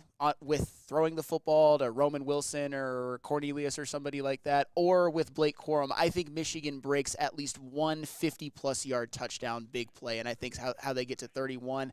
They're just consistent. They wear Washington down, and I think that Michigan gets a few key stops, like a 3rd and 8 sack or something like that, and I do believe they turn Michael Penix over exactly once. Not a bunch, once. So give me Michigan in a slightly too close for comfort game, and then by tomorrow morning, all of us Michigan fans are the happiest we've been in decades. Man, that would be nice. Hoof-hearted loved this comment. Stroud passed for 392 yards in 2021 against Michigan and lost by 15. Passed for 346 in 2022 and lost by 22. So, again, Michael Penix is going to get his numbers. He's going to have 300 passing yards, 2 TDs, whatever the hell it is. He was throwing the ball all around the field against Texas. But at the same time, matchups are everything, and I think this is a bad matchup for Washington. I have a similar score than you. I have 31-21. You have 31-24.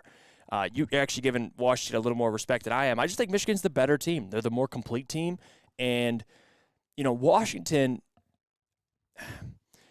I don't want to say that they're happy to be here, but because they want to win this thing. And Michael Penix is a hell of a quarterback. I think he'll be a great pro quarterback as well in the NFL. But I just think it's lined up for Michigan.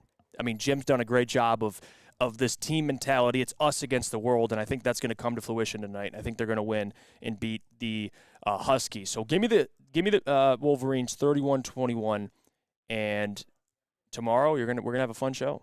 You mentioned it, and I thought it was interesting how everything kind of seems set up and aligned for Michigan. And I don't so much subscribe into it because when you're Washington and you have arguably the best quarterback in the country with the Joe Moore award-winning offensive line and the best wide receiver trio in the country, you're going to be dangerous, you're going to be a threat. But throughout the season, I know that Washington beating Oregon twice, unbelievable. That is a hell of an accomplishment. Beating Texas in the semifinals, unbelievable accomplishment.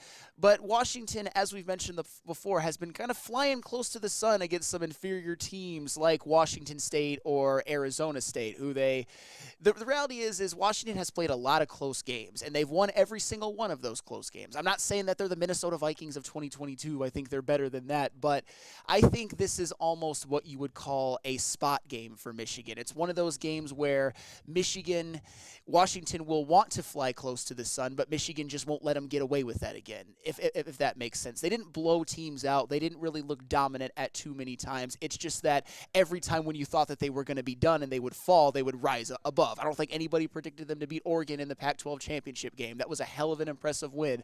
I think the majority of the people picked Texas to win in the semifinals, and Washington beat them. That was an impressive win. But in all of those games, Washington's defense did give up points. Right. They just scored a lot of points, but they were facing inferior defenses to what they will be facing against Michigan. So that is one of the reasons. I don't think Michigan will have any trouble scoring, and I think they will make a couple of the key stops that maybe a team like Texas or Oregon was not able to make. Wild West says most money is on Washington, though. This comment, Brandon Katz says both teams will have chances to win, but Michigan won't shut down the Washington offense. Wow, what a polarizing take. Yeah, both teams will have a chance to win. Nobody's expecting shut down. When it comes to the Washington offense, you just have to make a couple of plays. Yes. Like Michael Penix, Hoof Hard mentioned it that I thought this was actually funny. He says Penix will throw for 400 yards and Michigan will win by 17. I don't think that that's necessarily the case, but sometimes, and you've seen it with our Detroit Lions as well, you're going to give up yards, you're going to give up points, you're going to give up big plays to even quarterbacks like Nick Mullins. But it's different in the NFL, but sometimes you're just going to give up plays to great players, which Michael Penix is at the collegiate level, which their wide receivers and offensive line are at the collegiate level, and you're still going to win because you're going to get the few big stops or the few timely sacks or the one turnover that flips the game. And I also think, if this is another one of my not really a bold prediction, I think Michigan will have about a 37-minute to 23-minute time of possession advantage, and that's one of the other keys that I think will propel them to a victory. Love this comment, too. Chat's coming with the receipts, and I appreciate you guys this morning. Not worried, Penix says, not worried, says Penix. He is 55 of 122, which is 45.1% for 1,014 yards with 5 TDs and 3 interceptions when under pressure, according to PFF. So 45% completion percentage, 5 TDs, 3 picks when under pressure. And Michigan, that's going to be I think that's going to be kind of how this game swings. I mean, if he's under pressure consistently, he's great. There'll be times where he's under pressure and he's calm in the pocket, and of course he's got playmakers. But I think that's if we're talking about keys to victory there, Sam. Well, I think it's something that you could see that's similar to what happened in 2021 to Michigan against Georgia. Not the margin of victory, just hear me out. Yeah. Michigan had the Joe Moore award-winning offensive line that year, but when they went up against Georgia, who was an all-world defense, which is a better defense than we've seen in college football in many years, and better than what Michigan is now. Oh, yeah. I'm not going to say that Michigan was a fraudulent Joe Moore award-winning offensive line that year, but they got exposed to some extent by a great defense. And that's what Michigan needs to do against Washington in this game. Is Washington's offensive line for real, or have they gone up against inferior defenses to what they will face on like tonight in Michigan's? And at some points, very, very bad defenses. No disrespect to Washington because Michigan has played some cupcakes as well. I'm not super impressed if you can hold back that vaunted USC defense. defense. No disrespect at all. Like, credit to what they've done. It's just Michigan is a different animal. And they're not just Big Ten merchants. They did it against Alabama. They overwhelmed that offensive line. They were in the backfield all day, and it wouldn't shock me if they do maybe an approximation of that against Washington. I don't think they get 6 sacks, but 3 or 4, constant pressure, wouldn't shock me at all. Okay, obscure stat, what constitutes being under pressure? 2 feet away, 3 feet, are they measuring every play? I mean, yeah, it's the same thing I'll say with pressures, but you can't deny that it's in the ballpark. Yeah. Like when you say Aiden Hutchinson pressures, again, I asked the same question, but he technically is in the realm of the quarterback. Same thing with the Michael Penix stat. Pressure, however you measure it, when there's a pass rush close by, he struggles. That's what they measure. And that is true from what's kind of played out this year. But the problem is he hasn't faced a defensive line that's good enough to get consistent pressure. So he's sitting back there just picking apart defenses. I think Michigan, they have to. You got to get after Penix and not allow him time to kind of break your secondary down. They got guys that can hold up, but it's hard for any secondary to hold up. If you're not getting to the quarterback, and Michael Penix, who's an NFL QB, he'll pick you apart.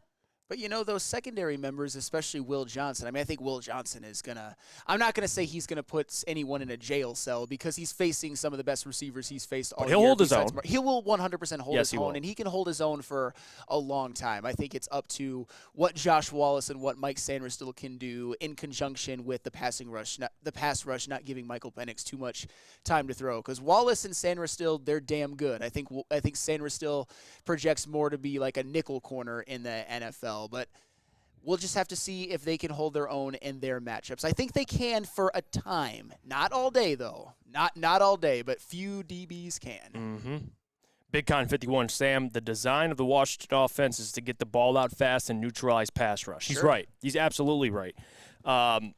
I think, and listen, we both have Michigan winning. I have 31-21. You have 31-24, so drop your score predictions. We'll go to break. We'll get to what's trending with JB, then we'll get to mailbag. You guys ask us anything you want. We'll try to get to as many questions as we can. But first, we're talking about Michigan dog walking Washington. Hey. We're gonna get my dog some toys of and course, food. Premier Pet, where I Jake get and Milo. all of the best toys and food and everything. Treats for my golden retriever Jake and my orange cat Milo. Give your pet the best like I give my pet the best. Premier Pet Supply is hands down Michigan's best pet store. Same prices and all the conveniences of the online and big box retailers with one major difference. Family and locally owned and operated for 30 plus years. Over 60 brands of food with nutrition experts to help you. Same day, local curbside and home delivery. Premier Pet Supply, give your pet the best. Visit their website at premierpetsupply.com. What?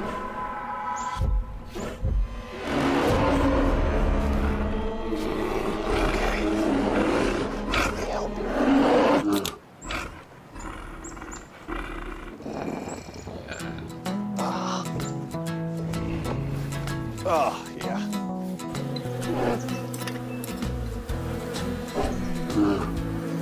Nothing. CJGJ.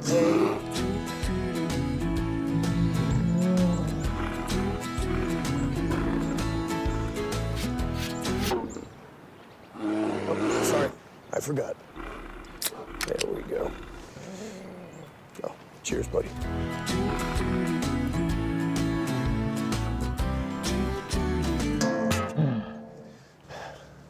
I think we need to get you a pick. Woodward Sports' own Tom Mazaway and Sam Stick Day will be hosting our Lions postgame show after every Lions game all season long. Tune into the Woodward Sports YouTube channel for his hot-off-the-press takes, game analysis, and Kool-Aid sipping celebrations. You won't want to miss it. Join Maz, Stick, and special guests each week immediately following every Lions game, exclusively on the WSN YouTube channel. Your home is your most important asset. Flexibility in the sales process is key.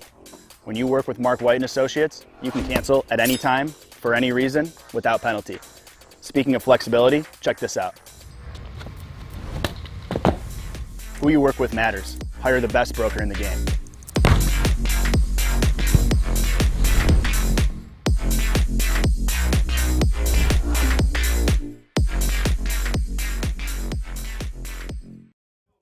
Let me tell you about our friends over at Feldman Chevrolet. By the way, we're here out in Novi at Feldman Chevrolet.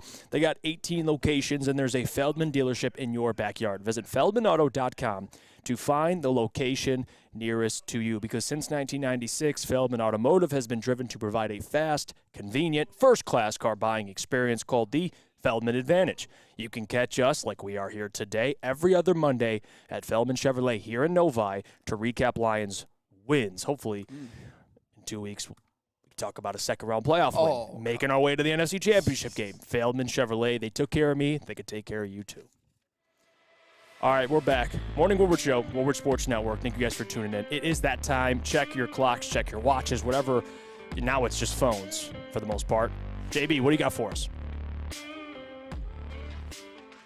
Hey, what's up, guys? What up, JB? What's going on? You know what? I don't know why Flannel sent me this morning, his daily affirmations for some reason, but I guess he wanted me to play them on the show for you guys. So take a look at this. This is Sam every morning. Hey, before, when you're looking in the mirror, just getting out there. Yo, it'll load up. Let me see this. It's almost coming on my computer. All right. What? Stud on them hoes. Let me see this. Hold on. Now it's delayed. Hold on. Let me see this. A little bit? Yeah, no, let me. It's about to come up. Let me see this. We don't have all the TVs here to check it out. Let me see.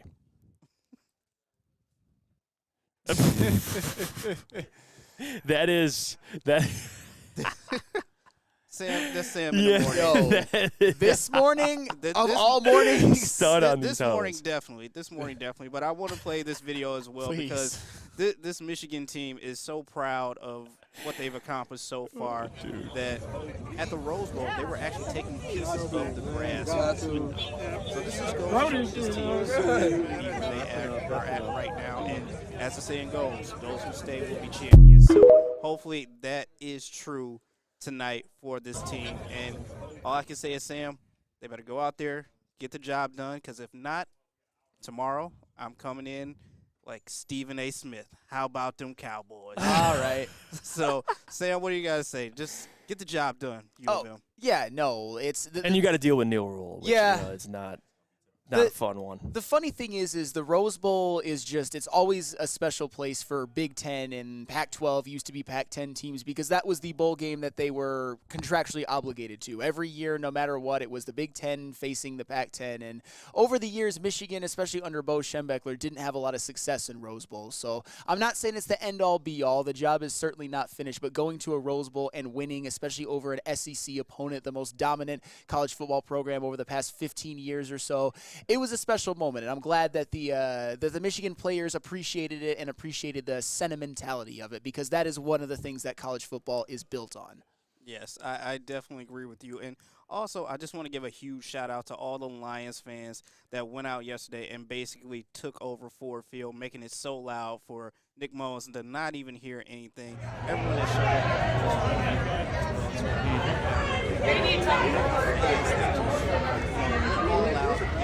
that happened at Dallas, like this guy and his Grand Theft #2 seed of the NFC blaming Brad Allen as well too. These guys who showed up as referees, just blind to the fact of what happened. And also, dude, that is hilarious. Our very own Tom Mazaway, this guy showed up in the front row. Can you guys believe why is that? this? Why? Maz showed up in the front row. Like, where did he get these tickets Maz from? needs to be like that guy. Maz needs to be like the Spike Lee for the Knicks, but he could be like that for the Lions. Like just Uncle Maz at Ford Field. The camera has to find him every single time. Oh yeah. No, he'll be that. That actually probably needs to happen immediately. Uncle Maz, front row. He's just yelling out, "Replace the quarterback" every 5 minutes. Oh yeah, like you know. He probably wanted Nick Mullins after that game.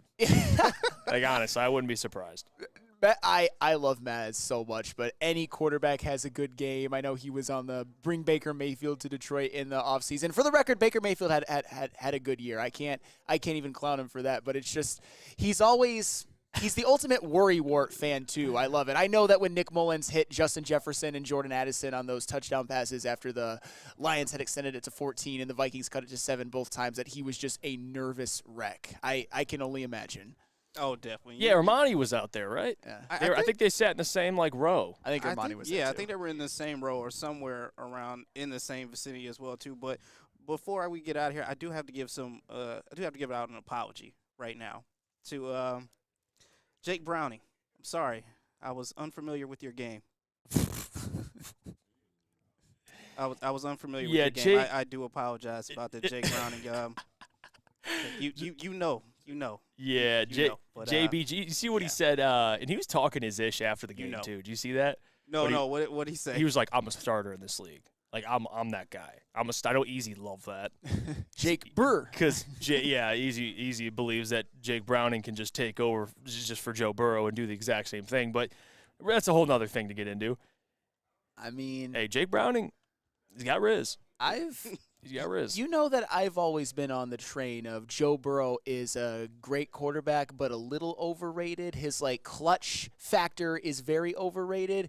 Jake Browning had a better record as a starter this year than Joe Burrow. I'm just saying. I'm not saying Joe Burrow's a system quarterback. I know that he was hurt coming into the year, but if this year did not help Joe Burrow's stock, I believe, in terms of his ranking in the quarterback pantheon. I'll just say that. But he'll bounce back. Hopefully he'll bounce back, but that's all for what's trending with JB. Back to you guys on the desk. Jake Browning. Jake Burr. Jesus. All right, people chiming in. Freaking out about Jake Browning's woman. Yeah, and here's the Maz love, too. Corey Berry says, Maz still calling for Baker Mayfield. Hoof Hearted says, Maz and Ermanni got hooked up somehow. Jesse Adams says, Maz has a guy who can get him things. You know this. Yeah, actually, it's Jersey. He knows a guy that knows a guy that knows a guy. That's usually how that works. Let's go to break. Like you said, we'll get back. We'll get in the mailbag. So please get your questions ready. Whatever you want to ask about, we'll answer it. First, though, got to tell you about our friends over at Hamlin Pub because it is the place to go tonight, especially if you got a Hamlin Pub by you. It's Michigan, Washington. Why not go watch it at Hamlin Pub? Get their wings. It's a great time. We like to do post-game shows there after Lions games. Maybe we'll have one soon. We'll see how far the Lions go in the playoffs, but Hamlin Pub, the place to go. Check them out. They got 7 locations, and you get to experience where everyone is a regular. Since the dawn of moving people, Chevrolet has led the way. The world of transportation is changing. At Feldman Chevrolet, we are leading the charge forward.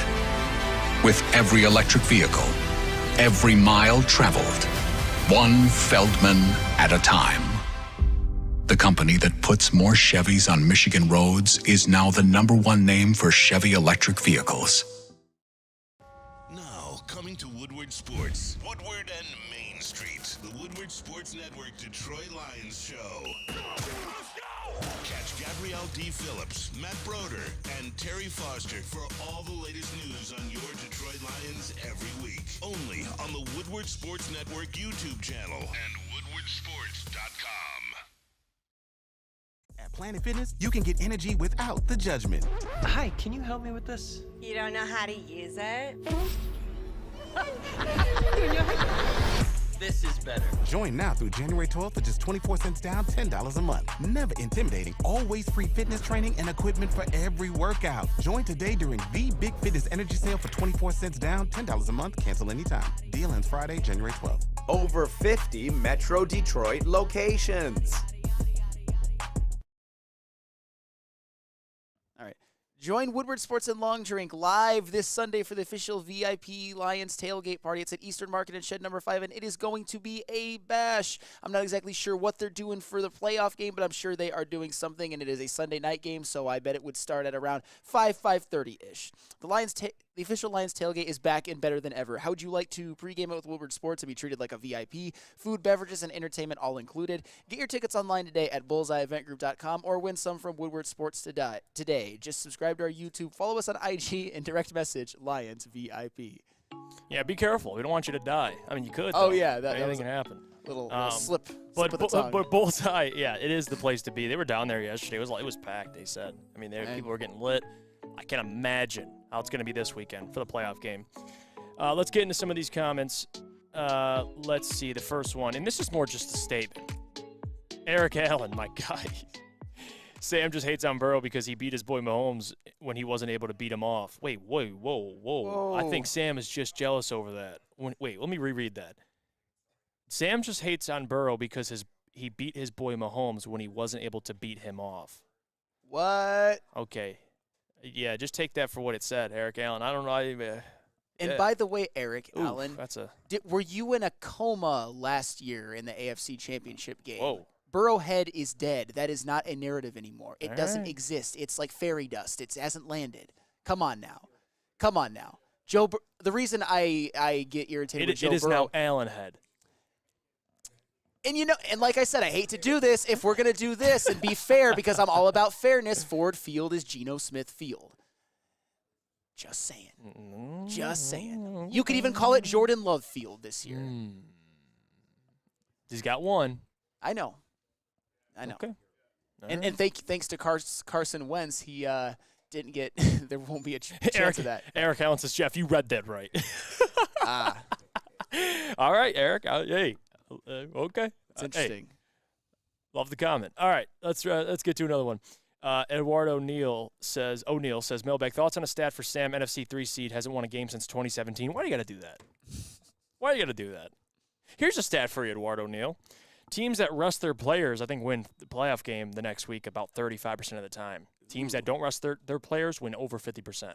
And the crazy thing was, you like that one? The Rams actually had something to play for. I mean, that's a nice little stat.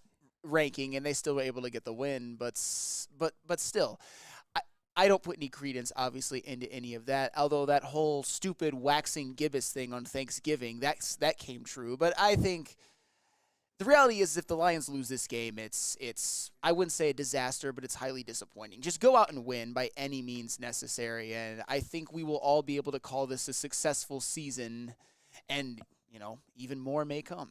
All right, let's see here. King Dosa says, King Dosa or King Dosa, however you pronounce it. Appreciate you for joining the show. He says, mailbag, if Lions go to the NFC Championship game, Jeff got to shave every hair on his body. Why? What?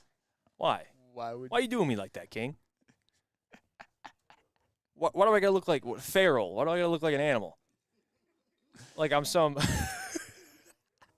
I'll just look like a thumb. I mean, like, what's the point of even doing that? I don't believe they will, King, but I don't want to make that bet. I don't want to look like like I've been kept in a basement for 30 years. Every hair on your body. You didn't even say your head. God damn. Every hair on my body. All right. Damn. It's aggressive. Hoof-hearted says, that's a weird fetish, but okay. That's oh, gosh. All right. Let's see. Daniel says, mailbag. All right, we'll start with Jordan. Mailbag. Should the Lions re-sign CJGJ? Yes, I do believe. Now, the price tag obviously matters. I want to get that clear. But ideally, in a vacuum, yes, I would like to have him back. Yeah, I mean, maybe. We'll see. He hasn't earned the right to be a Lion. No. I'm just saying for most of the year I was on board with looking forward to him coming back, and I'm still happy he came back. I'm just saying that if he might have stole his job. Not stolen it, but rationed it out, if that makes sense, because they're in a rotation. Matt Verville says, mailbag, is Sam a Walmart Wolverine? Well, it's a little aggressive. If you want to call me a Walmart Wolverine, we can say that. But it's funny how every single other college in the entire nation gets to have fans that aren't alums and nobody bats an eye. I know. Do Auburn fans call Alabama fans who don't go to their school anything? I mean, maybe they do. I don't know. But it's just it's irrelevant. It's irrelevant. Dante 151. These comments are funny. Q-Ball 93 says, mailbag, Jeff, you look like an index finger, not a thumb. Well, that's fair, Q-Ball. Thank you for the correction. Sorry for the switch up there, the confusion. I want to find the one I was going to read. Oh, Dante 151. Do you think the Eagles will get bounced in the first round because they look terrible? I do. I think they're on first round bounce alert because that team looks just distraught. Like. The injury to A.J. Brown, Jalen Hurts, he clearly is just playing awful. Devonta Smith is banged up. The offensive line ain't playing like they typically do. Everything's just going to disaster. The secondary stinks. Defense has half the sacks they had last year. To me, it's DEFCON 50 for the Eagles. You can say that. Hit the eject button. I think they beat Tampa because Tampa hasn't played their best in the last couple of games as well, and I think it's a good matchup for Philly to get right. But I do think when they beat Tampa, or if they were to beat Tampa and then go on to play San Francisco at San Francisco, they would get body bagged by at least 30. So they'll win this week, and then they'll take a humiliating loss the week after. Broder says, Mailbag, did the missed call in Dallas cost Dan Campbell the Head Coach of the Year award? It definitely didn't help. I think that it's a good question, Broder. I think if they would have won that game and they have 13 wins, potentially we'll see the 1 seed. You just don't know because I don't think San Francisco rests their starters then. Maybe not. Yeah, I think it certainly has something to do with it. I think D'Amico Ryan's winning their division, going worst to first. I don't know if that's a tough argument. And then you have Kevin Stefanski, who's, I mean, they're 11 and, 6 now. Yeah. I think it's a fair question. I do. He would be much more in consideration. I don't know if he jumped to first, but he would be up there. Yes, I do believe that. A win over Dallas on the road, only lost this season for Dallas, that's a big game. You know, Broder, primetime game too. I think there's something to that because that's just there's the fact that the Texans were able to win that division. I think that'll propel D'Amico Ryans maybe to the top. We shall see. And then Kevin Stefanski, obviously, with 4 different starting quarterbacks and Nick Chubb being down for the season. Well, the season that they've had, especially in that division they play in, where pretty much every team is good. With the Steelers going to the playoffs, the Ravens winning the division, and the Bengals finishing with a winning record, even without their star quarterback. I think Dan Campbell would have had a much better shot with 13-4, but based on the Lions being division champions, maybe he'll get that sentimental vote. I don't know, but with 13-4, it would have been much more likely. Let's see here. One more question. Mason Leach, Mailbag, do you think the national championship or the playoff game should be played in Minnesota or in Indianapolis sometimes? You know what I think, and this is just my opinion, and I don't know, and Neil had a great take on this for the Rose Bowl. I think the Rose Bowl should be the national championship game because it's the most iconic place, the most iconic bowl. It's the bowl of the bowls. Mm-hmm. Why not just have a national championship? Now, you have to – I don't know if you can have it at the same stadium. Maybe you'd have to go to SoFi. But I think the Rose Bowl should host the national championship game. That's something I do believe in. Well, it's funny that you mentioned that about what Neil said, and I would love it if the Rose Bowl were to host every single national championship game. But another thing that was brought up by it was actually on Ermanni and Edwards with Maz is maybe they rotate between Rose, Sugar, Fiesta, and Orange, kind of like what I grew up on being the top tier BCS bowl games. I think that would be like sites that have some sentimental value to it instead of, no disrespect to Lucas Oil Stadium, which is a great place to watch a game, and it's close for us fans who want to attend, but there's no, besides it being the host of the Big Ten championship game, there's not like a national, lore when it comes to Lucas Oil Stadium as a college football venue yet. I'd rather it be in some of the more historic venues myself. Lou Way says, Jeff going to look like a St. Jude hospital patient. Okay. Oh. Okay. All right, we'll get out of here on that. Come on. Yeah, Lou, you came in and you just dunked it. You broke the rim in the glass when you dunked it. All right, we'll get out of here. All right, can't be canceled. All right, see you guys. Have a great day. Thank you for tuning in. It's the Morning Woodward Show here on the Woodward Sports Network. Don't forget, hit the like button before you leave. If you're not subscribed, what the hell are you doing? Subscribe to the YouTube channel. Leave a 5-star review for the podcast, Morning Woodward Show, on wherever you get your podcast, any podcast platform. Until tomorrow, recap the national championship game. We'll get into the Rams matchup this week. Broder's joining us tomorrow. John Macaroon, Micro Mike this week. He's already confirmed. It's going to be a lot of fun this week. And we got playoff game this weekend. Come on, Sam Flannel. Good show today. Shout out KG, shout out JB, and shout out to our friends over at Feldman Chevrolet Novi for having us here. Big D Energy will be up next. Until tomorrow, see you guys. Have a blessed day. Detroit Lions, baby. What a season. 12-5. I've got to drink 12 of these this year, and I just want to keep drinking them. Listen, 12-5, chance at the 2 seed still, and we're headed to the playoffs, and we are as dangerous as ever. Amon-Ra St. Brown, one of the best in the league, got snubbed from the Pro Bowl team. He better be an All-Pro. Aiden Hutchinson, 10.5 sacks. We're here, and guess what? CJ Gardner-Johnson, he's back like he never left. This team is on their way for a path to the Super Bowl, and we are not stopping now. the whole city of Detroit, get behind this team. 12-5, playoffs, Super Bowl. We're going to keep this train rolling. Let's go, baby. Let's go! Yeah!